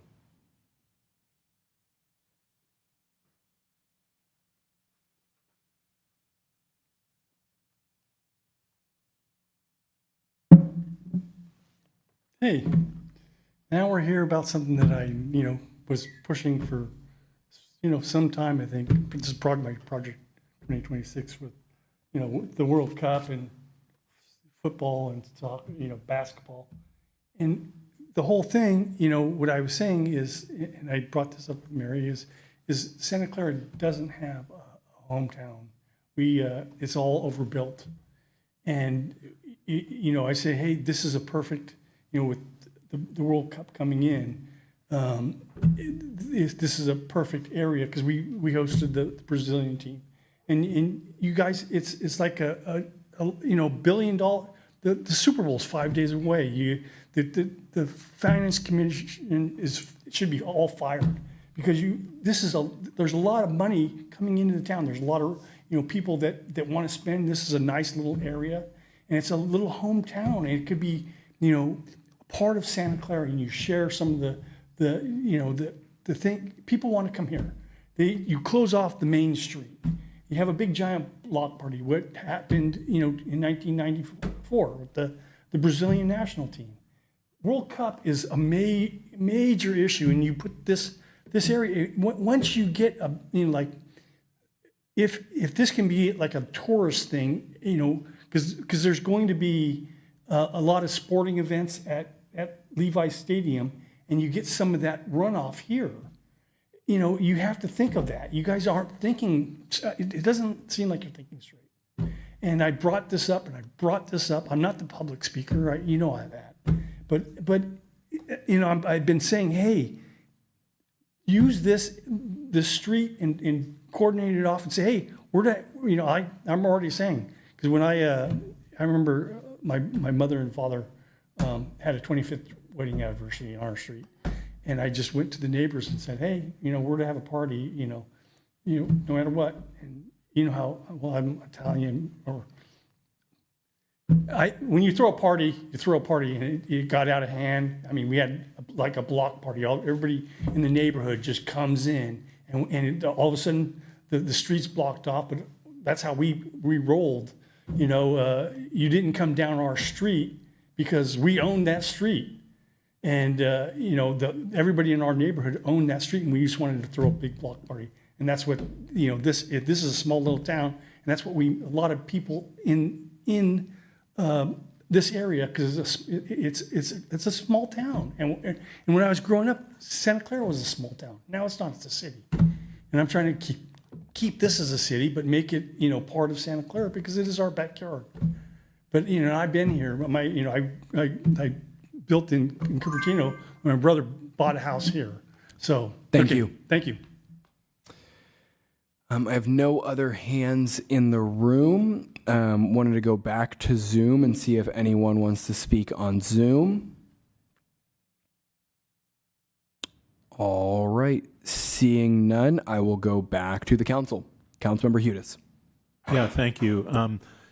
I apologize I didn't send this question in before. It just occurred to me during the conversation. But it does seem to me that this is very much oriented towards the kind of events that the town has traditionally hosted and trying to comply with changes in the law and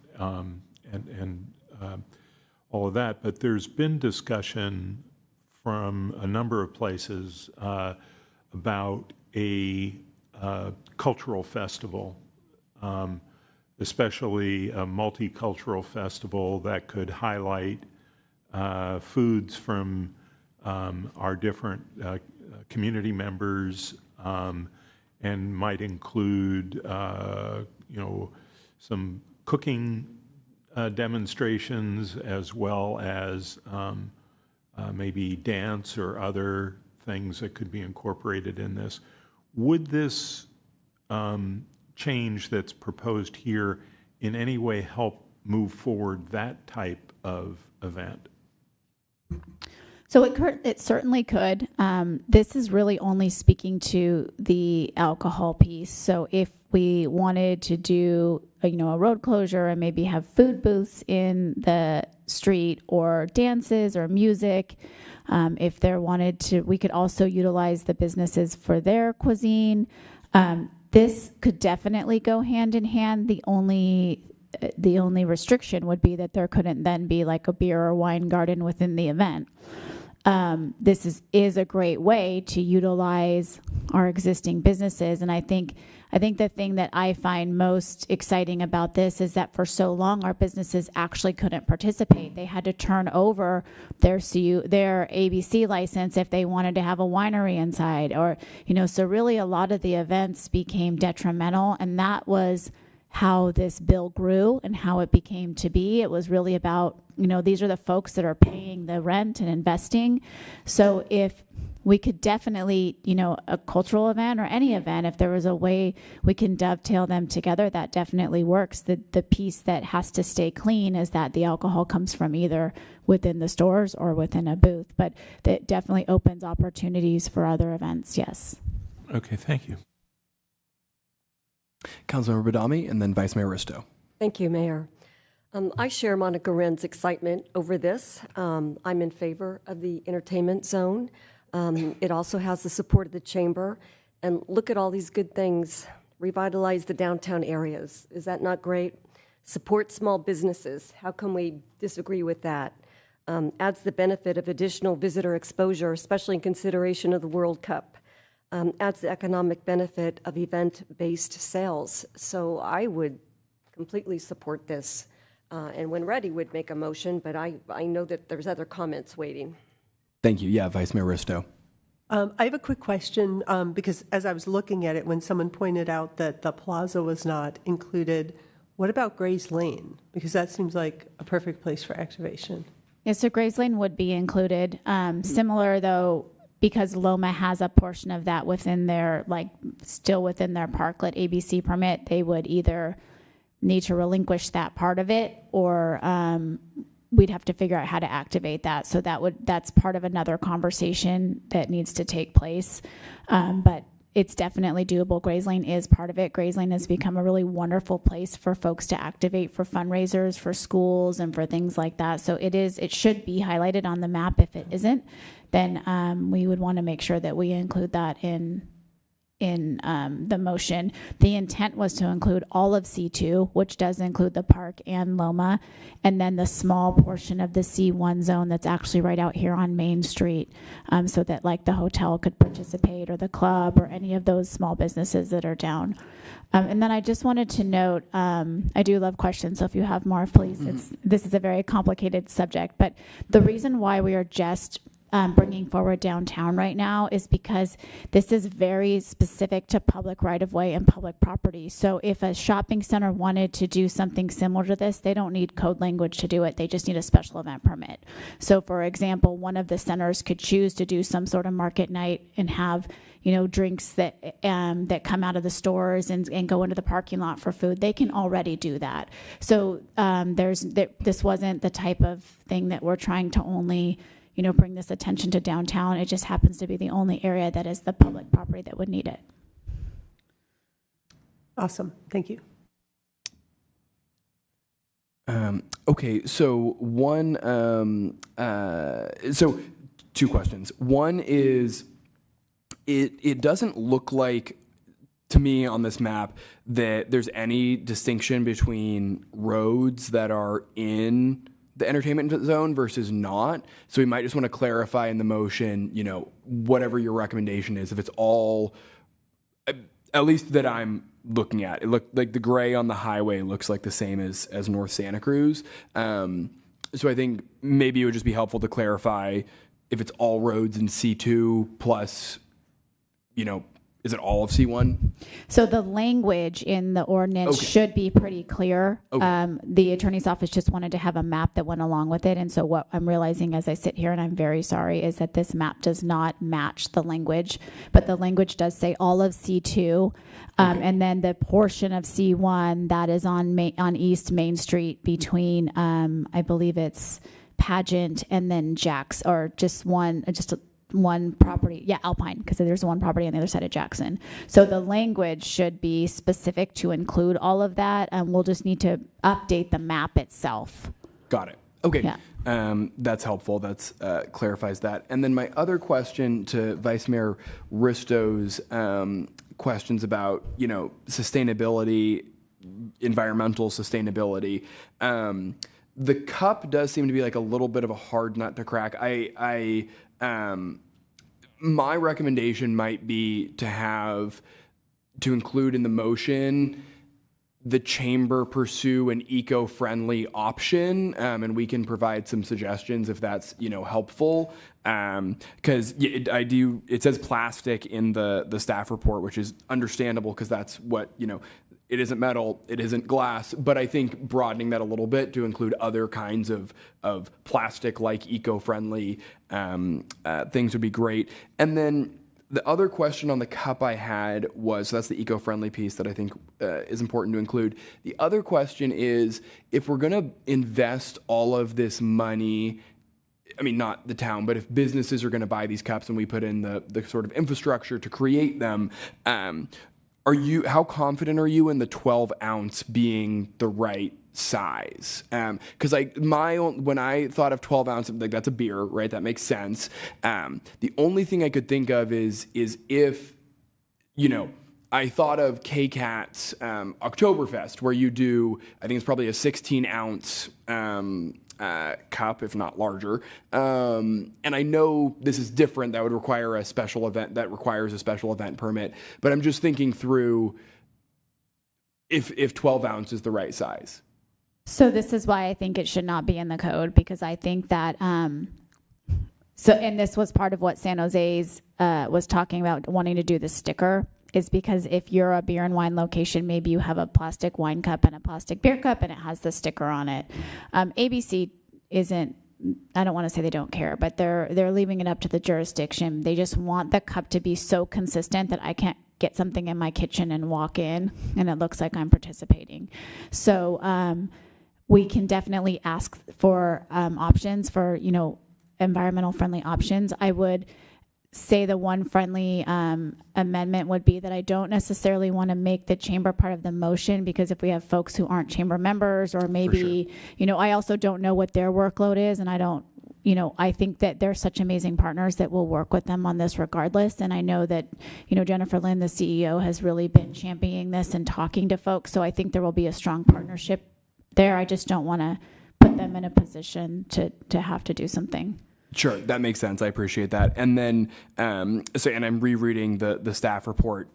It says staff proposes a clear classic cup that is no more than 12 ounces as a guideline, but it can be changed at a policy level. And by policy level, is that staff level? Because I hear policy level and I think us, which I don't think we need to get in the 12 versus 16.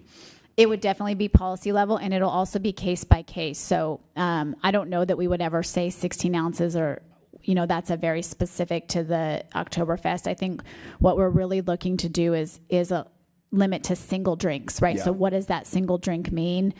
So that people aren't, and I think the other thing is that it would be like a baseball game. It's a 2-drink maximum per person, right? One spouse or partner could be outside while the other one runs in, but we're certainly not going to have someone going in and getting, 12 drinks and then leaving with those. So those are the type of rules that we want to be able to put in the conditional use permit.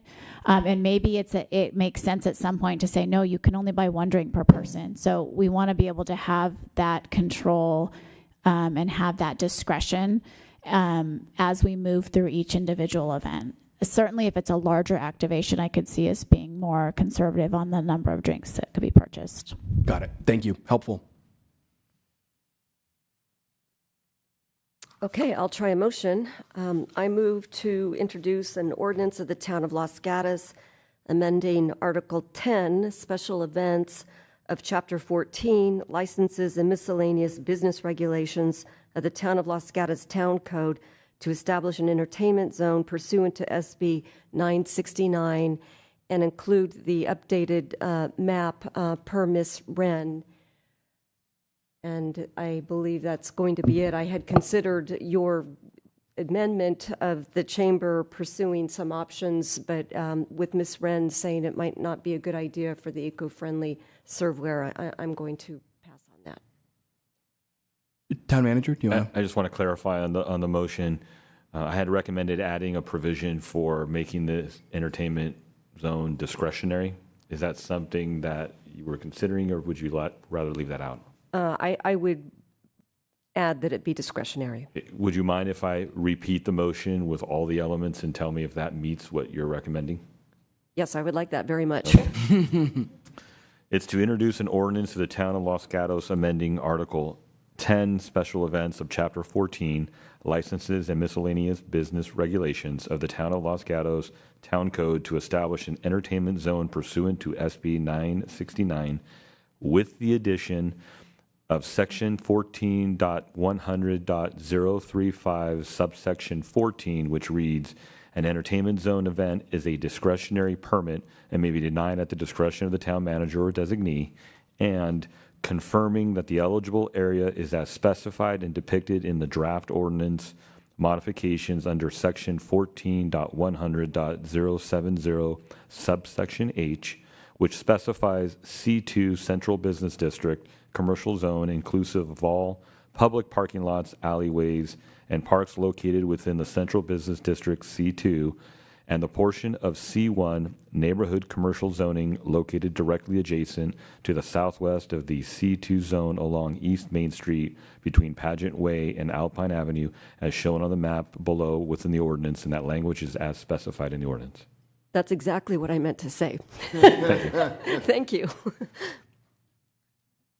Is there a second? Yes. I'll second it with a question. As the town manager just read this, did you also include under grounds for denial the addition of the discretionary? Okay, thank you. And then I'm seconding it. I was originally going to ask for a friendly amendment to maybe not have any events start before 10, but I think given that staff can have discretion, and also I'm really scratching my head over thinking about how many businesses, if any, can start serving alcohol before 10 a.m., knowing that we have the guardrails of the existing CUPs, that doesn't concern me as much. And if I may add, with the discretionary provision and also the provision that we can elevate to the council, if we believe there's a reason to bring it to your attention, to sunshine, and have the opportunity to speak to whether we grant it or not, we have that ability to do so. Thank you. That sounds good. And to the town clerk? Just to clarify that the map will be updated to incorporate the language that's in the ordinance.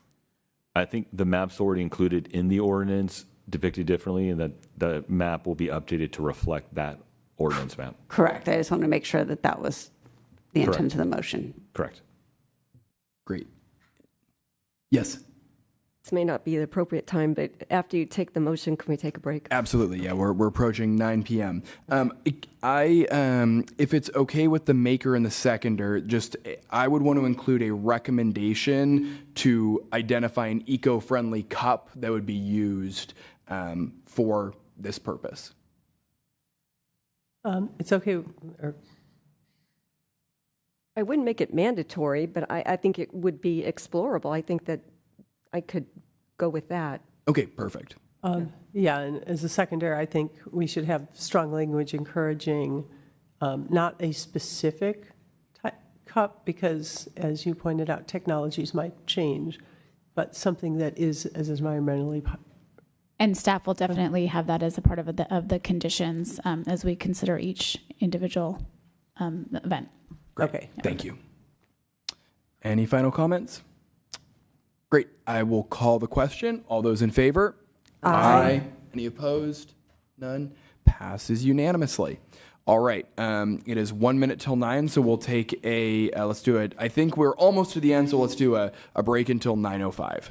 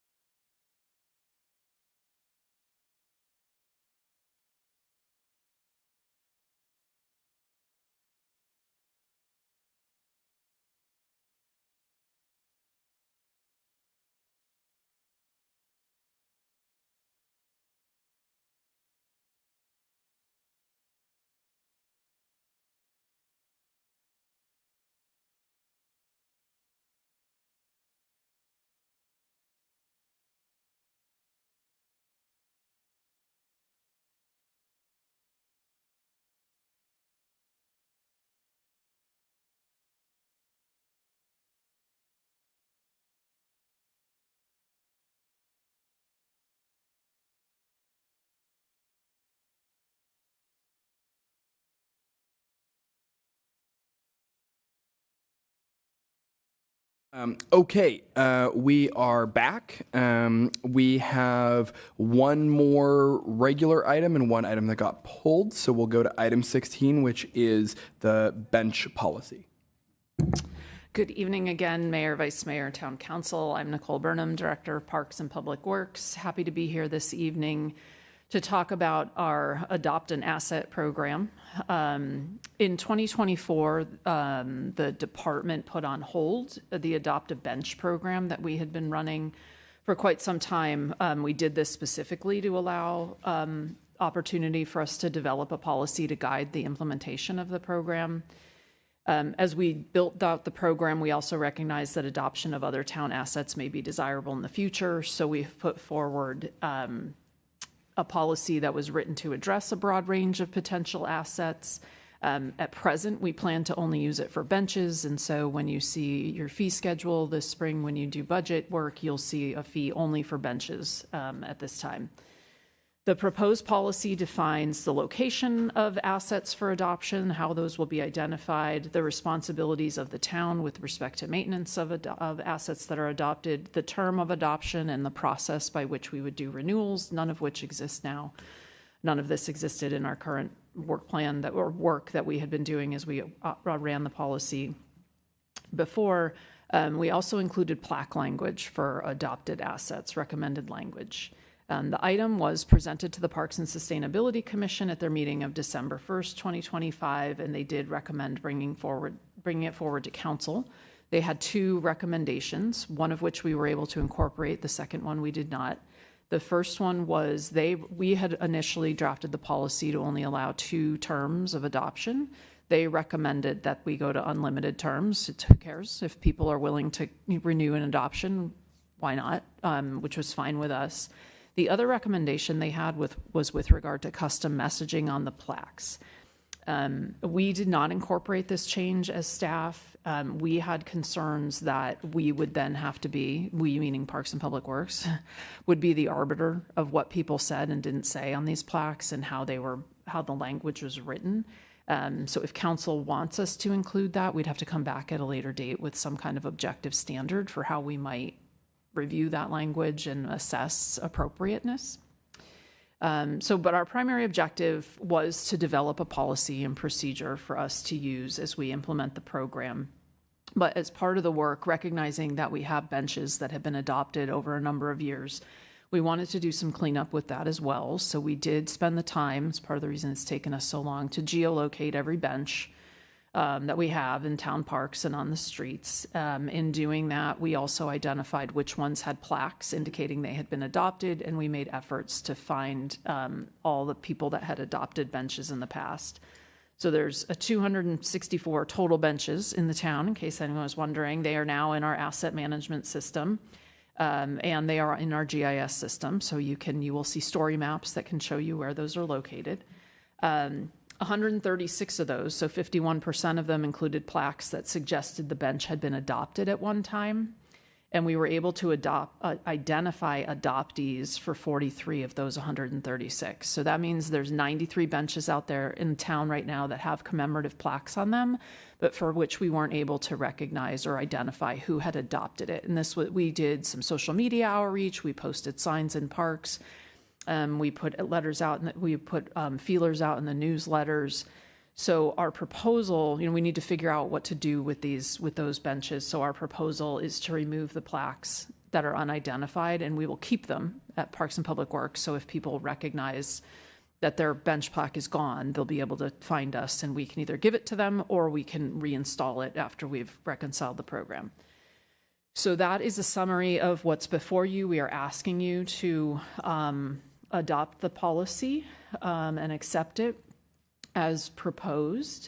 And if accepted, our plan is to, again, bring forward a fee as part of in the fee schedule for this coming year and reset the program, and restart it starting July 1st of this year. And with that, I can take questions.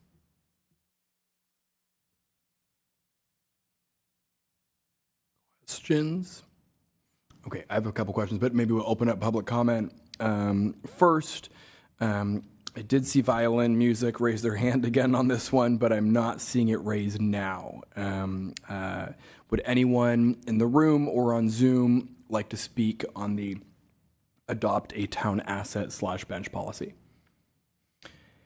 Seeing none, I'll close public comment and go back to council. Vice Mayor Risto. Thank you. First of all, I appreciate you wrangling the benches. I am sure it was quite the project. And I did see the social media posting, and I was part of a group that had adopted a bench. So, you know, I got to go through the form and fill it out and everything. So I appreciate the way that was done. And it popped up quite a bit in my social media feed. So I'm hoping it reached people. And I did reach out to people that I thought had adopted benches. One of the things, the Parks Commission's recommendation that there be allowed to have kind of the non-standard language, as they were discussing it, did they come up with any recommendations for how language could be vetted or what that process would be? Because as somebody who's had a bench and enjoys looking at the benches, I think I saw later a letter from Kim Byron. You know, she's right. It gives a lot of personality. You know, it's like somebody's grandpa who liked candy and it's in front of the candy store, or, you know, it's in the park and why was it there? Or somebody was a gardener. I would have a hard time losing that flavor and just having a name without context or anything. But I also understand that you don't want to be in a position of having to decide what's appropriate, what's not. Was there any discussion with the Parks Commission, or did they have suggestions for how to? They didn't. No, that was their guidance was just please let people provide whatever you want, and we took that back. Right, that was at the December meeting, and so we took it back and we really talked about it a lot as staff, like what would that look like and how would we do that. And it just seemed like for us, given the resources that we have, that it would be a really challenging thing for us to try to manage. And the town attorney was the one that suggested, you know, we'd have to come up with some kind of objective standards. And I don't, as I sit here right now, I don't know what those would look like. Okay. I mean, I had one thought, but it's bizarre. You know, almost like magnetic poetry, where you list a number of adjectives or nouns that are allowed to be used. You know, we have a whole list. I don't know if you know what magnetic poetry is, but, you stick it on there and you can rearrange the words. You know, it would be something like a whole list of, I imagine somebody heck bent on creating chaos could find a way to take those words and give another meaning. But that's one option of, a list of approved nouns, a list of approved adjectives, a list of approved verbs that could then be expanded over time if it needed to be. And that would be an easy kind of search. Maybe it's crazy. Councilmember Hudis? Yeah, kind of in that vein, we have 264 plaques. Do any of them contain hidden or nefarious meanings? I mean, I'm trying to figure out whether we have a problem here that we're trying to solve. To be clear, we have 136. So, but to your point, I don't know. I did not personally read every 136 of the messages that are on existing benches. Well, has the town attorney had any complaints? No. I'll just pipe up here. Thank you. I did talk with your town attorney about this before this meeting, and her concern and mine too is there's a First Amendment concern when you open up your town's property to as a public forum, then at that point the town could be limited in its ability to restrict speech in that forum, right? So it's, for example, like in a Facebook post, for example, if you were to open it up and say people can comment, then at that point you can't really say what they can or can't comment about. And I think that the effort to have, set specific messages is basically an effort to say, this isn't a true public forum, right? This is basically, it's the town's speech, and we're allowing it to be used in this pretty specific way. Thank you. Yeah, Councilmember Hudis. So isn't this similar to the personalized license plates that the DMV reviews? and uses some judgment, and they don't always get it right, because I've seen some that slip through, but and I'm sure people are pushing the limits on that, probably a lot more than they would be on naming a memorial bench. I've seen a lot of plaques. I've never seen anything that's nefarious. I don't know how you'd find one with hidden meaning if it's hidden, but I think we're solving for a problem that we don't have with limiting this, and I think it's very similar to the personalized license plate thing as well. So, you know, it seems to me that just a little bit of judgment looking at these things, these are they're not inexpensive. They are typically done for very sentimental reasons, and so I can't really see us restricting the language on these, except for the judgment of staff.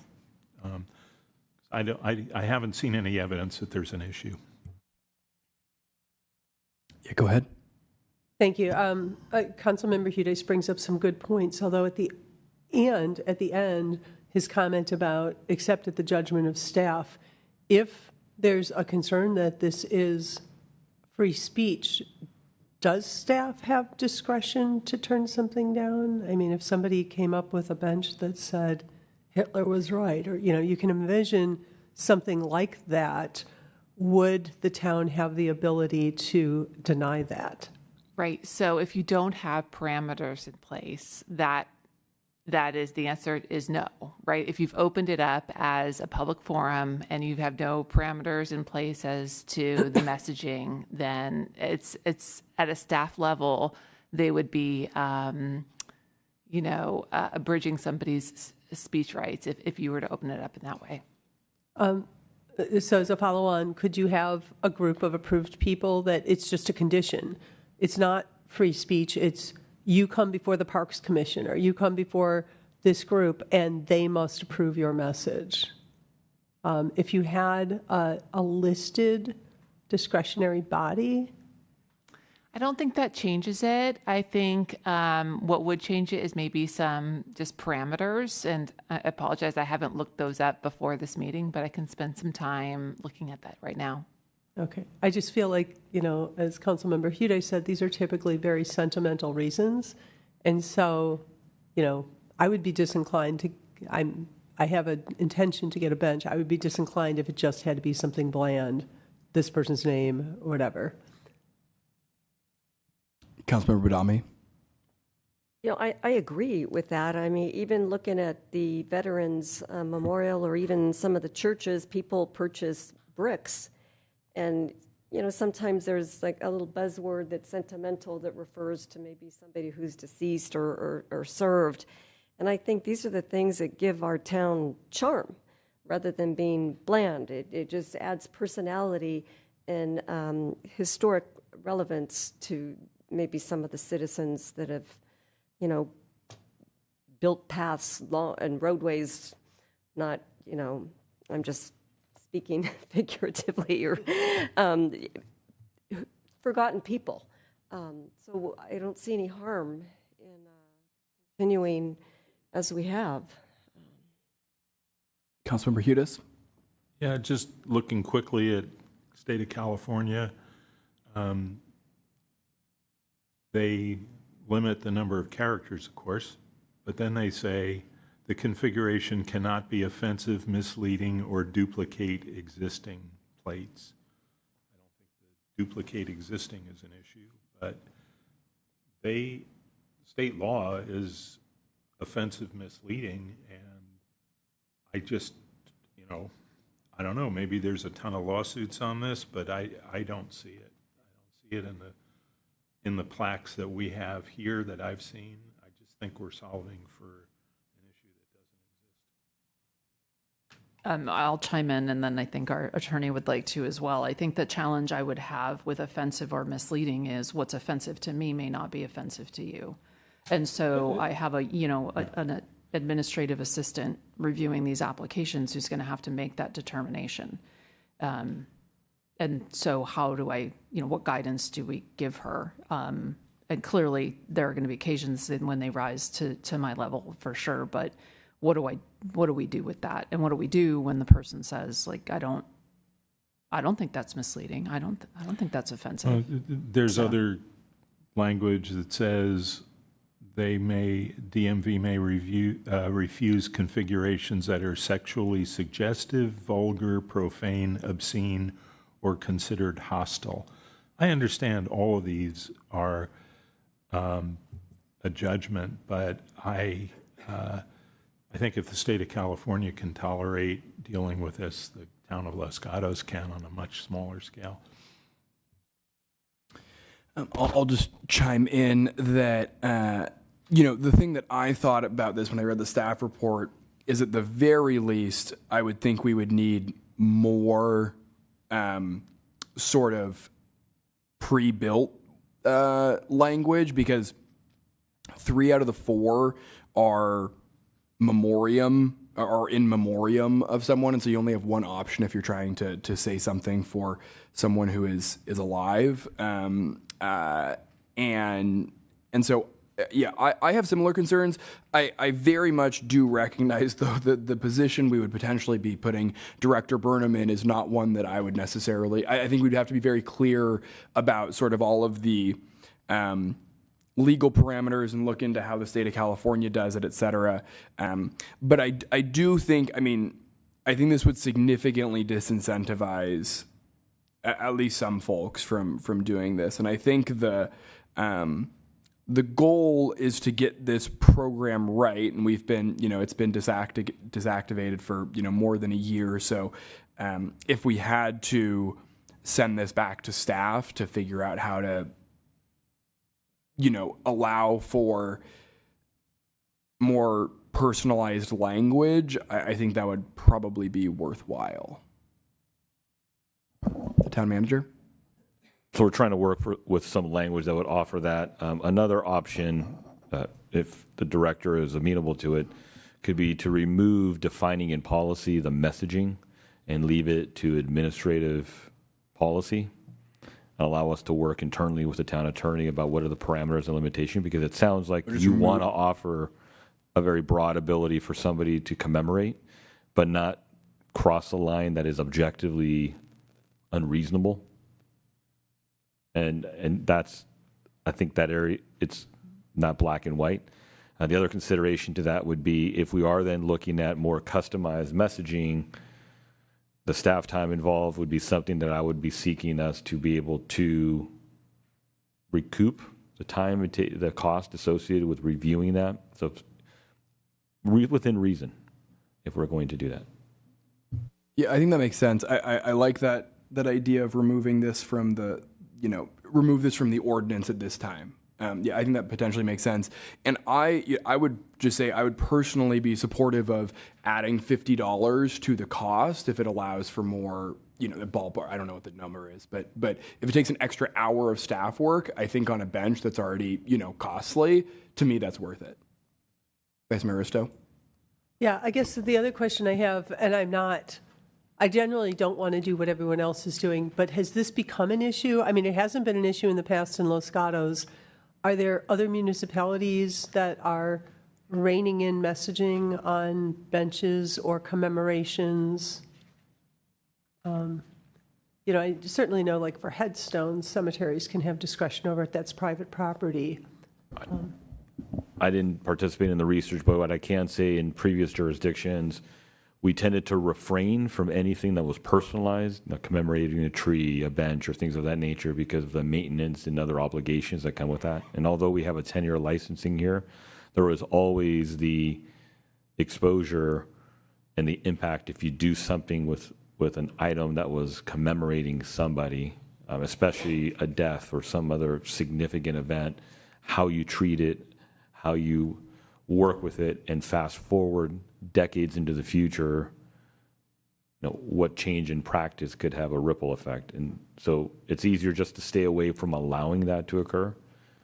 But again, it's definitely a policy call, and in our community, obviously from the Veterans Memorial, where we've allowed commemorative stones and whatnot, it is something that we desire here.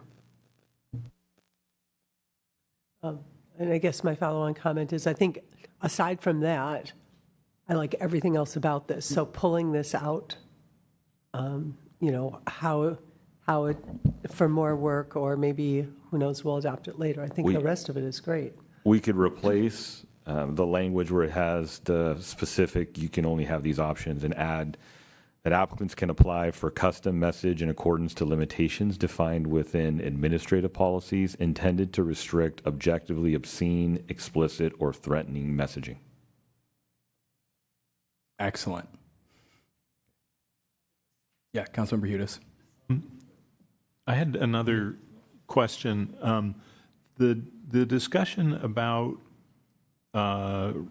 removing the plaques, did that go through the Parks and Sustainability Commission? It did, and we actually went through them twice with that, because we came to them in October and said, we have this like list of benches, and the challenge is, so we had pre-2015, the data was limited. From 2015 forward, we had pretty good record keeping of who had benches and where they were and who owned them. Before 20, so everything that we don't have information on is pre-2015. We didn't hear from folks as we reached out to them. And we went in October to the commission and said, what would you suggest we do? Like how do we go, do you have recommendations or thoughts for us on how much we should pursue? And so they were the ones that really sent us back to the drawing board to say, like, no, go do more outreach. We want to see more outreach, make that good faith effort to try to reach people, which is why you saw the QR codes in the fall. And so as we went forward, yes, I mean, we did talk with them about the fact that we would remove the plaques for people we couldn't identify. And part of it is we don't know what to do with them. We're trying to handle it with some sensitivity, but we don't necessarily know who these people are. And if they come forward, we remove the plaque, they come forward, we then have an opportunity to engage with them and put the plaque back and then get them back in the program and get the information. We even had an intern come in over the holiday break and make phone calls to people. Like, we had a list of names and numbers, but we weren't sure what benches they went to. So we've done a fair amount of work to try to match people with benches. So go ahead. So I'm not that familiar with the history of the program, but were all of these plaques placed under an Adopt a Bench program, or are some of them possibly so old that there wasn't a program that required a payment for a particular amount of time and all that? That is an excellent question. Like I said, our records pre-2015 are pretty limited, and this is why when we as a team started getting into this and talking about, like, what does this program really look like, and recognize that there's no documentation, we had no policy and guidance on how to manage this, and it is a sensitive issue, so hence the reason we just did this body of work. So, but we don't know.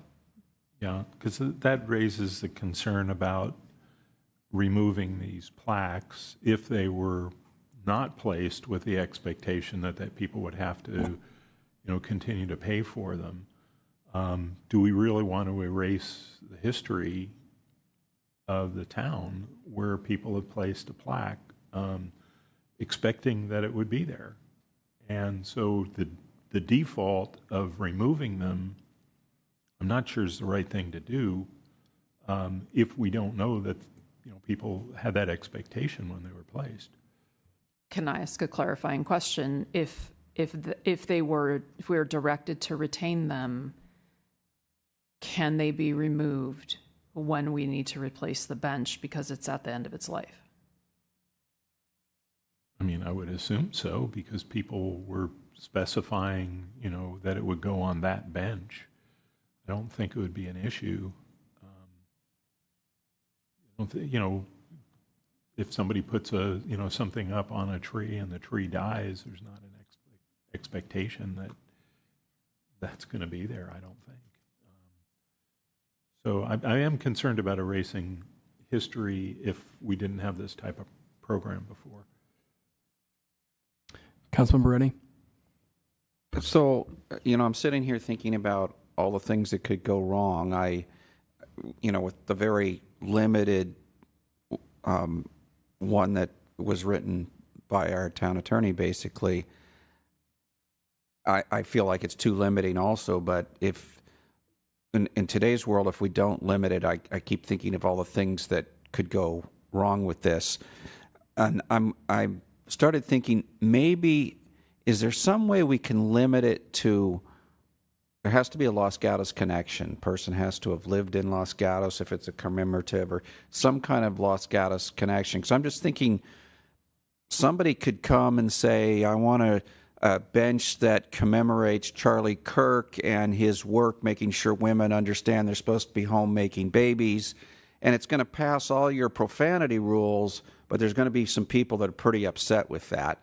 And it has no connection to Los Gatos. So I'm just trying to think of ways to keep it from becoming political like that. And, maybe there'll be somebody in Los Gatos that's done something that is controversial, but at least it's a Los Gatos connection in history. Councilmember Hudes? Yeah, I agree with that, and also the possibility of it being commercial. So somebody buys a whole bunch to, advertise their business. The policy does have, was this what you're about to say? Please the go policy ahead. does have language that says will accept donations for assets that commemorate or recognize a person, provided that all provisions of the policy are met. Recognition is limited to individuals or families with a documented connection to the town of Los Gatos. No organizations or groups will be considered. Only one asset shall be dedicated to any single person or family unless there's a compelling reason for additional dedications, and it goes on from there. So I think that gets to the questions you just asked. Yeah, go ahead. Thank you. I had another thought about all the plaques that have been removed. Is there some way, I don't want to give anyone work, that they can just be photographed and on a website so people can look at them? I mean, because there's a chance, like if I look at them, I might recognize who it is or where it goes. I'm thinking about the Children's Art Bridge years ago. My children had art on it, and when the town decided they wanted to refresh the art bridge, and they do that on a regular basis now, they contacted all of us who had art on there, and I'm not suggesting we do something like this, but the library actually digitized all of the existing art, and it's then available to be seen. And every time there's a refresh, every couple of years, whatever was there is digitized. I'm just thinking, is there some way for all the plaques that are sitting there, if somebody doesn't know that they're there, to just have a listing someplace with a QR code or a website so that people who think they know a lot of people can go just search through it and say, hey, to my 80-year-old neighbor, hey, that bench you put in, just some way to help link people? To be clear, all of the plaques are still in place. We haven't removed any of them. And I felt maybe I misheard you, but I want to make sure the council knows I thought we you didn't. said okay, they're going to be removed. Yeah, we would remove them Yeah. if you accepted this. So they are still all in place, but we don't have photographs of them, but they are in the GIS system. And so the story mapping, I can talk to the team about I don't see any reason why the story map can't let you click on a bench. I mean, you're going to be able to click on a bench and see. I can click on a bench and know what the plaque says. I don't know why we can't make that public. So from that regard, that might it's not photos, but it would get to the yeah. I think that's a good suggestion. Based on where the conversation is going, I do have a recommendation of an ad, if you'd like. Please. So on page 3 of the policy, in the section that has the bullet points for what the messages are, and it starts with sentiment on the plaque shall be, without removing anything, at the end after the 4 bullets, we can add, if a custom message is desired, such message shall be reviewed in accordance to administrative policies intended to restrict objectively obscene, explicit, or threatening messaging could be added. So that would that be a fifth bullet? No, it would be a paragraph that closes out that section. That will just be a paragraph underneath the fourth bullet, just like the remaining paragraphs after it. Okay, I think that's a little confusing, but I like the idea. I like the language. I think the way you formatted it is a little confusing because you're saying it's one of these unless. No, it would be the paragraph that says upon installation. It'd be like that paragraph. It's just above that paragraph. Right, but above that it says sentiment of the plaque shall be one of the following. So it could. I think it should say sentiment on the plaque shall be one of the following, or custom, or something. I don't know. It reads a little confusing to me.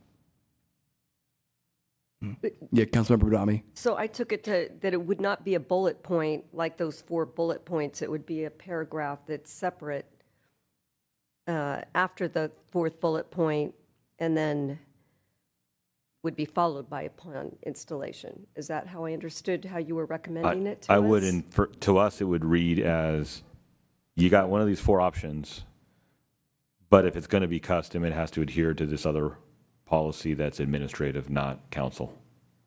Okay, could you say suggested sentiments on the plaque are the following, or pre-approved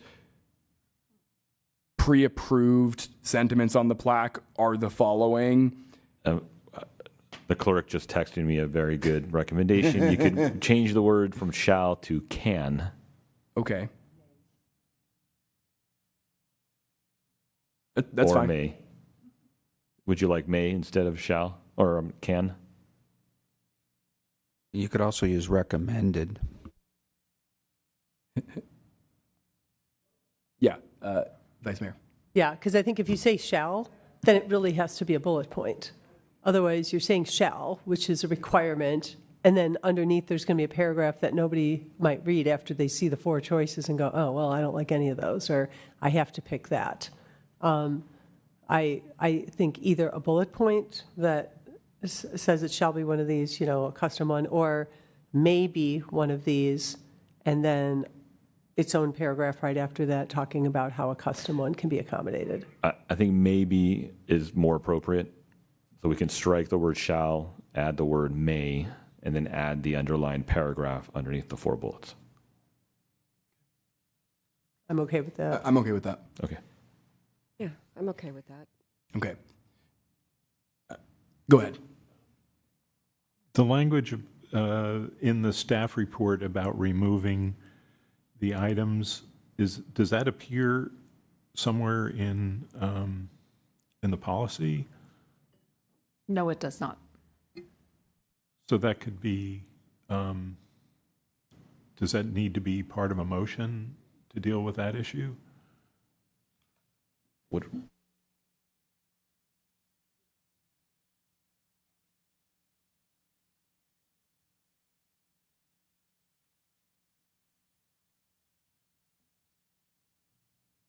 The plan was to remove them, store them for a year, and then at which time I think we would dispose of them.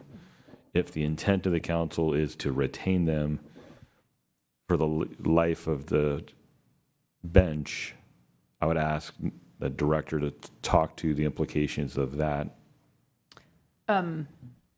None other than that. I mean, I think that's fine. It just means that asset wouldn't be available for someone else to adopt if they've had their heart set on that location. But there's plenty of benches available in town. So that was actually one of my other questions that I had is, so we talk about this set amount of benches we currently are aware of and have, that are adopted or not adopted, what have you.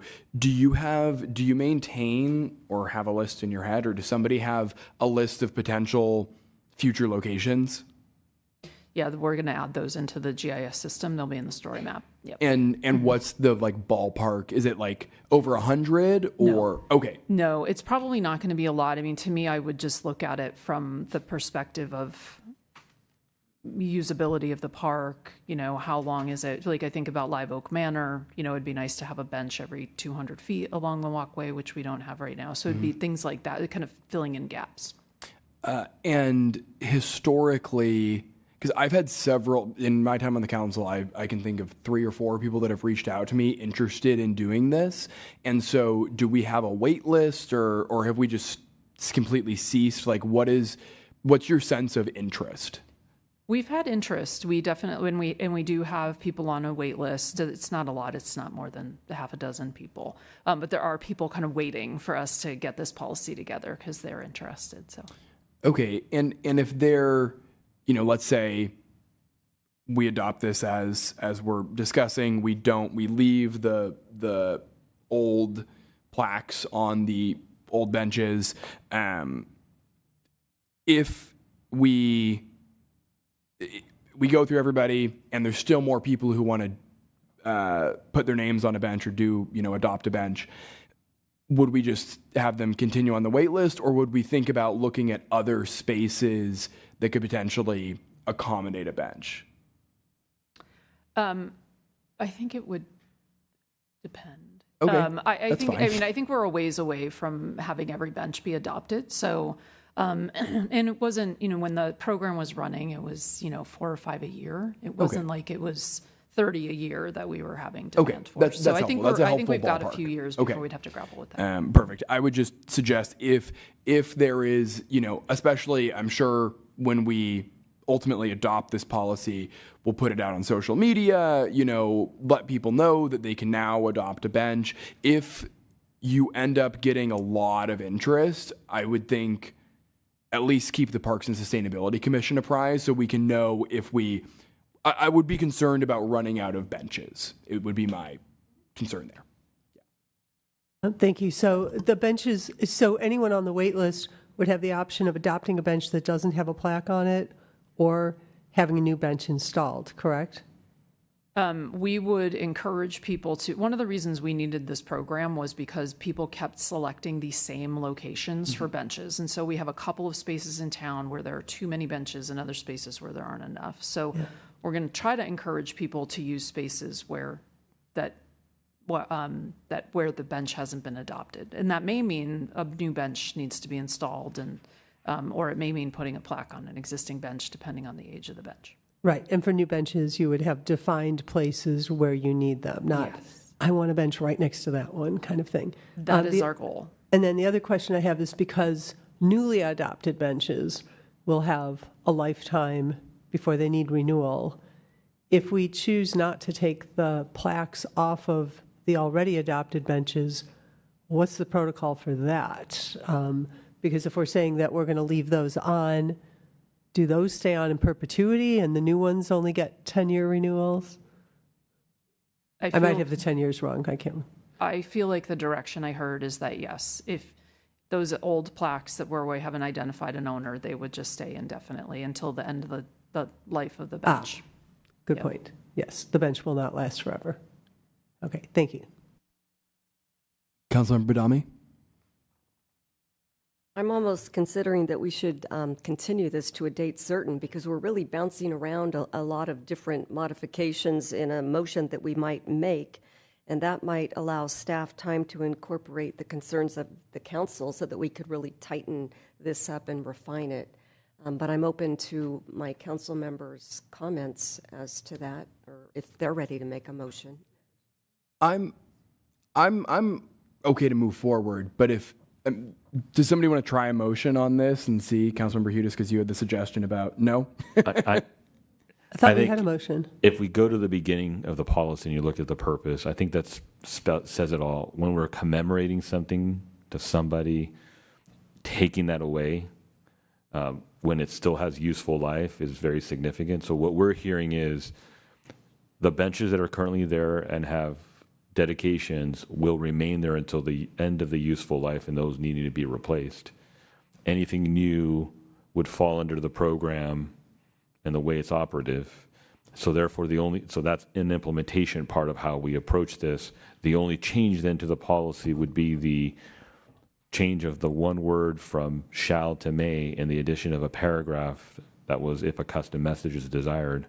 And I'm not hearing any other changes that the council is asking for. So I can propose the change if the council desires in the form of a motion, and then you can modify it from there. Sure. Councilmember Yeah, Boudami. that sounds good to me. Okay.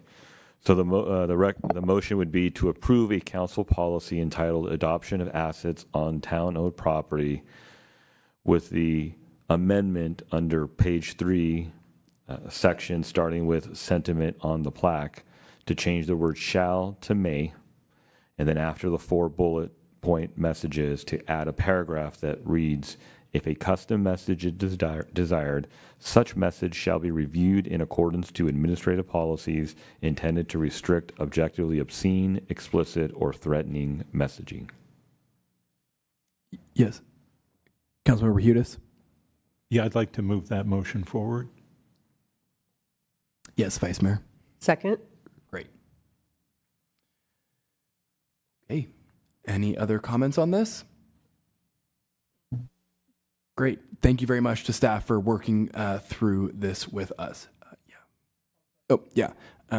All in favor? Aye. Any opposed? None. Passes unanimously. No. Okay. Thank you very much, Director Burnham. Keep us updated if we really messed up. We will now move to item 1, I believe, or do we, to the clerk, do we go to council matters first? Item 1. All right. Item 1 is the minutes. Yeah, Councilmember Hudis, you pulled this item. Yeah, I think we need to make sure that we're very correct on this, on these minutes. And I had 3 areas of concern. And I think it would be better if it were possible to take that input and for the town clerk to take a look at those areas and to continue this item and to be able to listen to the transcript, to listen to the recording as well. I don't think there's a transcript available. So I'm happy to articulate those areas that I'm concerned with. The first one is, this is not quite in order, but on page 5, it says Mayor Moore closed the hearing. After further discussion, Town Attorney Whelan recommended improvements, etc.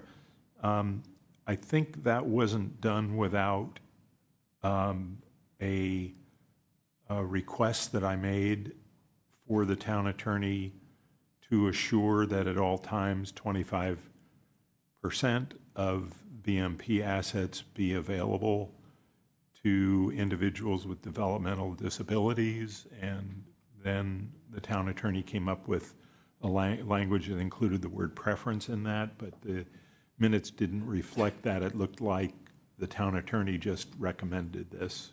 So that was one area where I think it would be important to note why the town attorney did that, and there were specific question that I asked about that.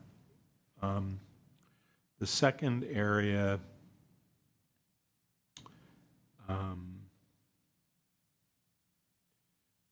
was on page 4. Here we have, middle of the page, it says, Council asked the town attorney about a condition of approval to ensure open space is publicly accessible in perpetuity. And so I had a few questions about that. Which council member asked for that? I don't think it was the whole council because the council didn't vote on it. Why? That's one concern. The second is, this is the only question of the town attorney that's included in the minutes. There were many questions of the town attorney. So either this one is different than the others, or all of the questions to the town attorney should be included in the minutes. And then there's a minor issue with the spelling of the town attorney's name. So that is the second concern. The third concern regards the motion that I made, which is described on page 3. And I'm not really sure how to handle this. In the action minutes, this just, it seems like it's incomplete because there's no context for this. So the motion discussed information, correspondence, and reports that were missing at the hearing or were provided with extremely short notice for the public and the council. But the specifics about these that were included in my findings weren't included in the minutes, including the letter from HCD the evening prior to the hearing, the clarification message from HCD 1 hour before the hearing, information and drawings with information on the website that's not contained in the packet, correspondence with HCD and town staff, which was represented in the staff report, or represented by staff, and not disclosed to the council, and that specifically refers to the gross versus net. Correspondence and meetings with town staff and the developer and HCD and not documented, and track changes to the multiple revisions of the conditions of approval that were changing right up until and during the meeting itself. So those were all concerns that I raised in the findings for the motion, and that there's nothing about that in here. So I'm not sure how that gets handled, but it does seem as though it's very incomplete. So I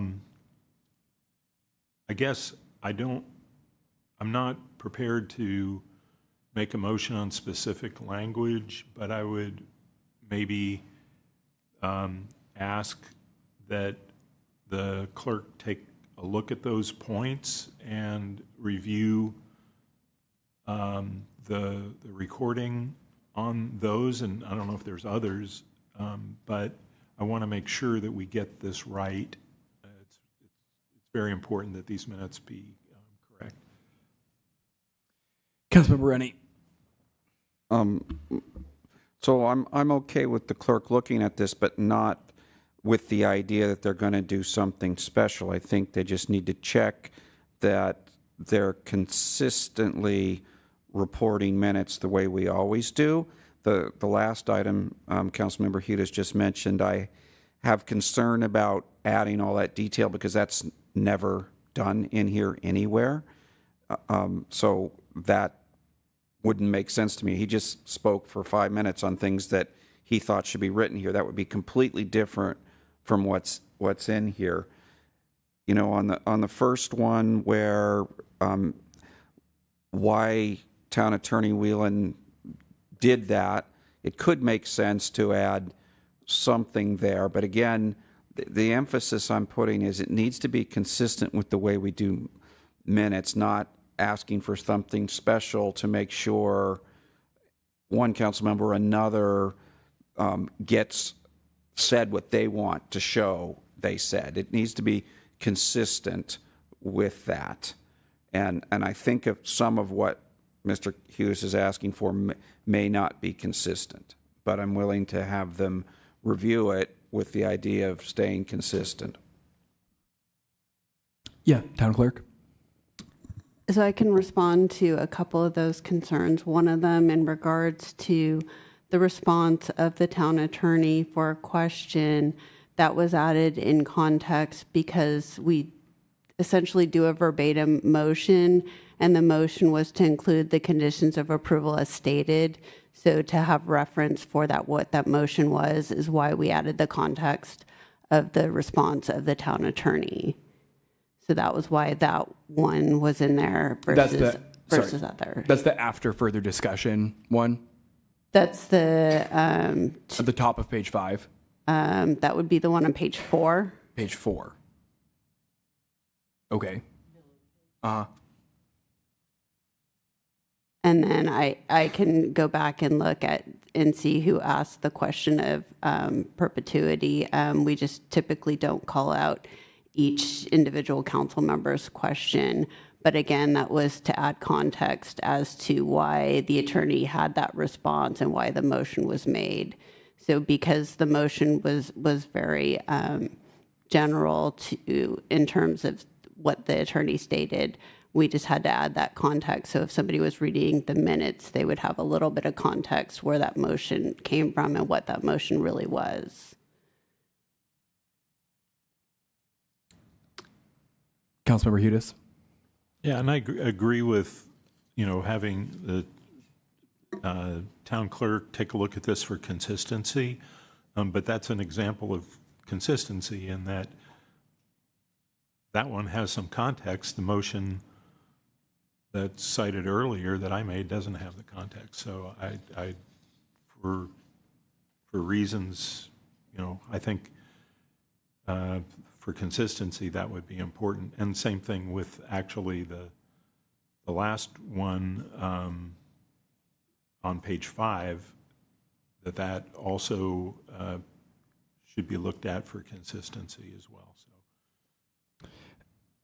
So, I'm not going to sit here and try to make a motion for specific language tonight, but I would hope that town clerk could take a closer look at this. Yeah, I would just say I'm generally not inclined to support that request because it sounds like this is consistent with how the town does minutes. The town clerk just said generally we don't call out questions or comments made by council members by name. And if that's our process, I don't think it would be appropriate to add that. Vice Mayor Risto? For example, the recordings are there in perpetuity, or as long as they can be kept. And there are always motions, or there's always in the minutes something like council discussed, and then there's an outcome. And we don't go into the details of the discussion. So I'm not going to be inclined to support this either.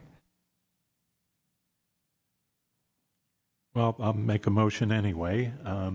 It's clear that folks want this development so badly and are not going to support getting the record right, but I'm going to make the motion anyway for the clerk to review the minutes for consistency. Councilmember Hudis, can I interrupt you really quick? We haven't done public comment yet, and there is a speaker card, which is my mistake. Okay. Do you mind if I open it up and then go back to your motion right after? Okay. We have one comment from Gus Hu. Clerk, was that your? Yep. Thank you. I agree with some of this has to be redone. What I spoke in the verbal part, verbal communication. I didn't speak on the thing because I was trying to make a point. And where's my glasses? Sorry. And I'd like to correct, because it says commented on concerns regarding notice in opposition to the project, but I was commenting on because I sent in two Google Maps pictures and the red traffic. I want something to say that the traffic concerns is obvious, and then all like for safety reasons and like the public notification. And when I was reading through some of this stuff, even in the emails, it was saying a lot of people didn't get notified, and that's how I even got into here. And then when I was reading through this, like Jake Van, the thing, 200, it should say 288 less than original proposed, because that was something that was a major thing. And he's one of the persons that you guys should really look at, because I've heard him before, and every time he speaks, I always listen in. And I also wanted to, like I said, the 3-year-old, that was a big deal. That should be someplace on there because, the Lexington, and I had to put that on the right record. And then, for the record too, since it was a thing, the mom, she kind of looked on drugs. So, it was, and then I came from Santa Clara. A lot of this was from Agnew. You guys don't know about it. A lot of you don't know about Agnew, but it was on Lafayette. You had these tall fences. You don't put Agnew people. A couple people spoke on that. Also, when you go looking through all the minutes and stuff like that, people were saying, "Hey, why weren't we notified?" I live on Burton Road, and like the street sign, it has been there for 6 months, and it wasn't submitted. Nobody was told. After they wasn't submitted. Hey, there's a meeting here. After 6 months. So if you went through all the comments, and I'm just saying, hey, the public should know. It was just like a thrown together thing, and you got Mary Badami talked about the the cars, and that's where All right, back to Councilmember Hudis. Yeah, so I think the motion is for to continue this item to allow the town clerk to review the minutes for consistency with our policy and consistency with the record of the meeting, which I think is just a video at this point. And to bring this back at the next council meeting. So that's the motion. The reason that I think it's important, because I think we need accurate minutes for this important action that was taken by the council. I think for the same reasons that we needed to see all of the documents that were referenced, some of which may not actually have existed, and some of which were provided minutes before the meeting, were all reasons why we need to, again, get the minutes correct. I find it astonishing that people are so enthusiastic about the project that they're willing to forego some process that's very important in transparency and in having accurate minutes of our meetings. So that's the rationale for my motion. Councilmember Badami. I'm going to second the motion with the comment that on page 4, as I'm looking at the disclosures, and there's 5 of them from all of the council members, and I'm last, which is fine. I said that I stated I was chair of the Planning Commission when Phase 1 was heard, yes. Then it says met Don Caprobres.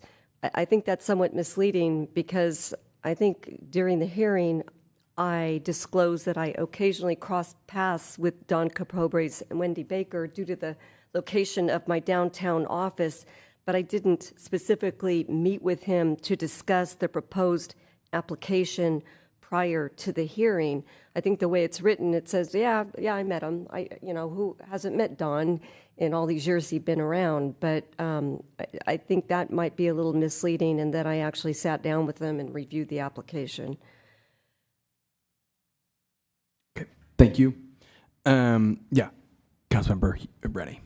So in trying to decide how to vote for this, I'm confused on part of the motion or justification for the motion relating to whether you're for this development or not. I'm having trouble understanding how that's relevant to whether we should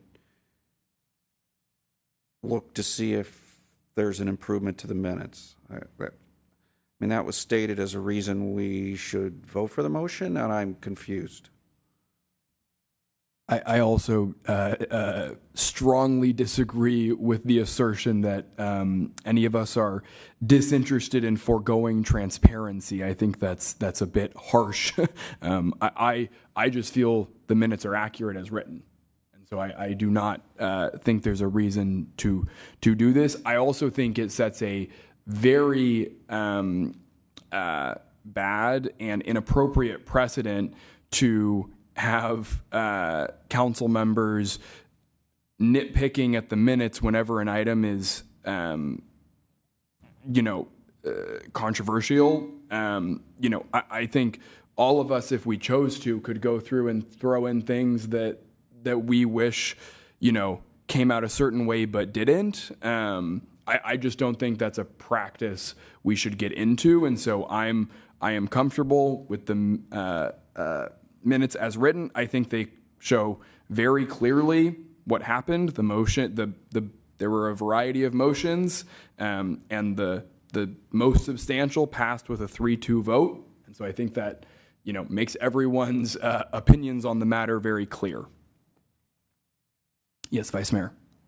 Yes. I'm not easily insulted, but I think a comment that we're so enthusiastic for the project, we don't want accurate minutes is bordering on really, really insulting.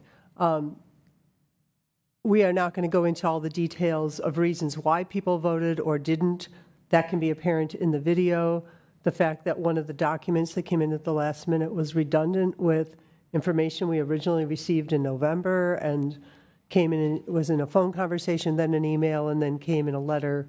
It was the same information. So, I don't think we want to relitigate this, but we are looking at a process where we are action-only minutes. We've had a lot of meetings covered this way, and digging into each person trying to highlight their own contributions to a discussion will get us into verbatim minutes, and we're not going to be doing that for every meeting. So I cannot be supportive of that, and it's not because I so much want this project to happen. Councilmember Rennie. I'd like to make a substitute motion that we approve these minutes. Second. All right. Any?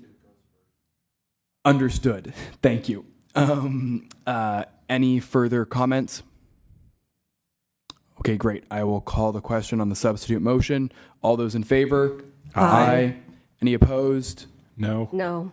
Motion passes 3-2. The minutes are approved. Okay, we will now go to council matters. I will go to Councilmember Rennie first. Thank you, Mayor. Let me look through my chocolate smudges here.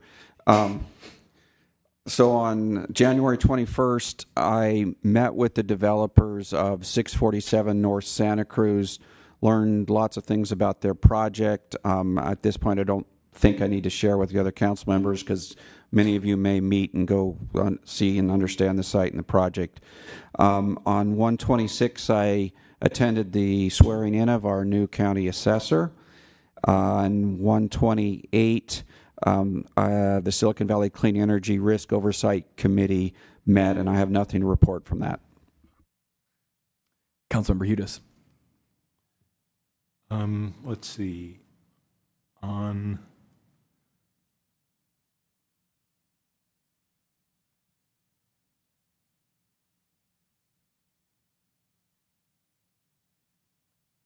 let's see. On January 21st, I attended the SVRIA Board of Directors meeting where the Santa Clara Police Department, where preparations for the Super Bowl and FIFA were discussed regarding communications and preparation for potential need to coordinate our different public safety agencies. And then on the 22nd, I participated in the Community Health and Senior Services Commission meeting.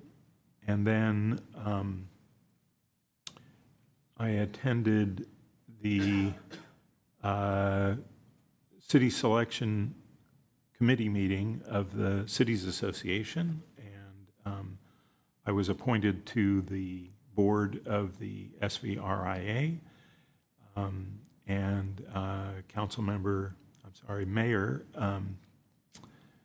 the mayor was appointed to a number of agencies, and I'm sure he'll talk about that, but I wholeheartedly supported his appointment to those other agencies. I think it'd be very important for the town to have representation on these other agencies. So, and then the last one, a couple others. So on the 28th, I participated in a very interesting program at Toronto Wireless, which Carl Gardino invited me to attend, and there were a number of elected officials there looking at how to provide a reliable wireless service at low cost with some new technology, and it was a very, very interesting program there.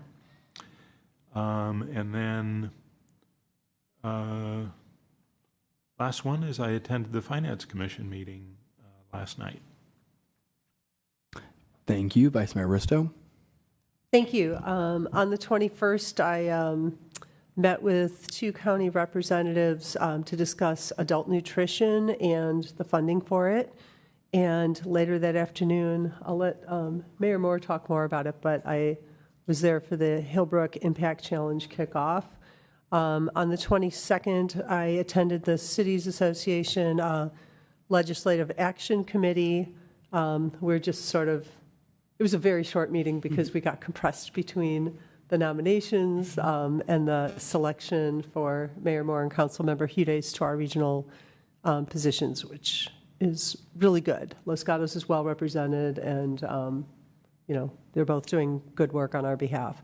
On the 28th, I met with Live Oak board members to discuss the nutrition program there. And then that afternoon, I was on a Zoom meeting along with our town manager. Are you going to discuss that? For the good governance? Okay. So there's a project with a number of council members and managers to discuss a partners in local governance effort where we're seeking to bring modernized information and training materials to help elected officials and professional staff deliver excellent services to our communities.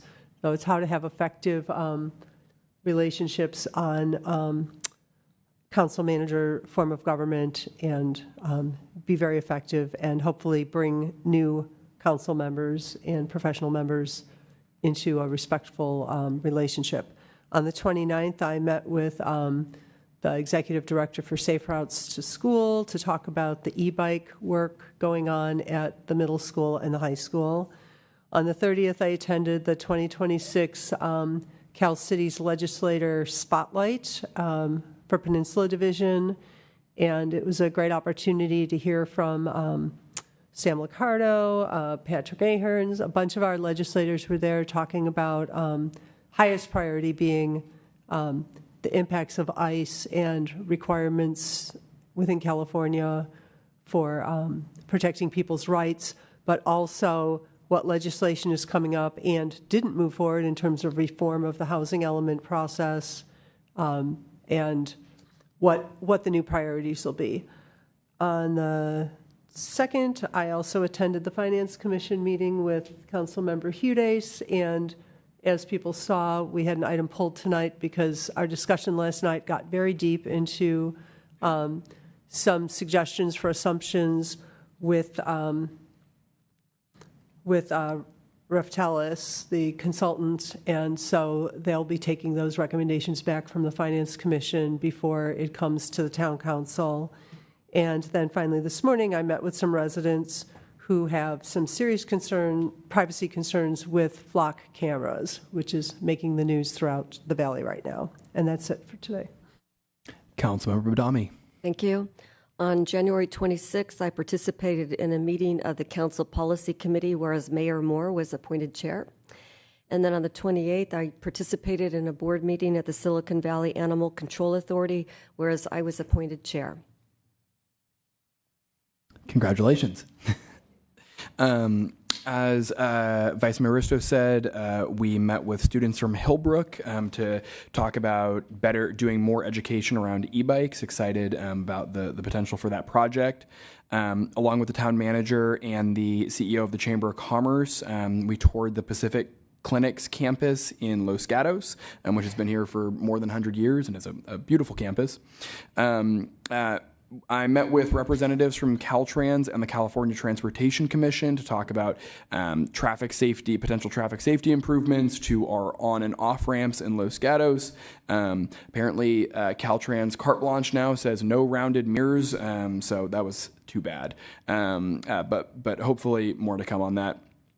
I visited and spoke with the Union Middle School leadership 8th grade leadership class, and that was my first time back in my alma mater in many years, except for coaching wrestling, and so it was fun to talk to those students. I attended the joint venture leadership lunch along with Councilmember or Vice Mayor Risto, attended the Cal Cities Peninsula Division Legislator Spotlight. I attended both of the Wiedemeyer All-Star football games and welcomed folks to town for those. It was the 51st boys Wiedemeyer All-Star football game, and it was a ton of fun. Stayed for most of the game. It was great. It was the first ever girls Wiedemeyer All-Star flag football game, and it was awesome. Super competitive young women, total powerhouses. It was a ton of fun. They were really glad to be there. I spoke with the members of Democracy Tent. I met along with the school board, the Los Gatos Saratoga Joint Union High School District Board President and Superintendent, met with the Director General of the Taipei Economic and Cultural Office, who is visiting our community, which is very interesting, representing Taiwan. Spoke with the Christie's Sereno Realtors this morning, and as Councilmember Hudis alluded to, I was appointed to the ABAG Executive Committee, which should hopefully give Los Gatos just a little bit more say in the next RENA process. We'll see. And that's all I have. I will turn it over to the town manager and then town attorney. Thank you, Mayor. At today's public comment, we heard about a report of a water issue on Los Gatos Boulevard of water seeping up from the roadway. We had identified that at Los Gatos Boulevard between Churco and Frank, and it's already been reported to San Jose Water to be able to address that. So thank you for folks that are watching out for that. We also heard of a concern regarding a fence into the creek from one of their representatives. That is an actual Caltrans issue and not a town issue. And so we'll make sure that when we get that information, the proper notifications occur. And then lastly, the Super Bowl. Super Bowl preparation has been tremendous. Our police department has been fully engaged, as has been our emergency manager, who will be playing a role in the information center for communication to all the EOCs. There's a lot of planning that's going on. I will not go into detail due to the security nature of most of what's occurring, but I will say for those who plan on flying drones over Los Gatos or any other areas, there will be a restriction, and that drones will not be allowed to fly, so please don't fly your drones. And while the 49ers may not be in the Super Bowl, we wish both teams the best of luck. So thank you. Thank you. Any updates? Yes, your town attorney gave me a couple things to read out tonight. So, first of all, thank you for having me. Well, Thank I have you the for being opportunity. here. Yeah, should have welcomed you to the meeting. Yeah, I'll welcome you here 3.5 hours later. Great. Okay. On January 20th, the town council met in closed session pursuant to Government Code Section 54957.6 to conference with its labor negotiators regarding negotiations with the Police Officers Association, and there was no reportable action from that conference. On January 21st, the town council met in closed session pursuant to Government Code 54957 to discuss performance evaluations for the town manager and the town attorney. And as you're aware, amendments to those employment contracts were on tonight's council agenda. Thank you very much. Great. With that, this meeting is adjourned.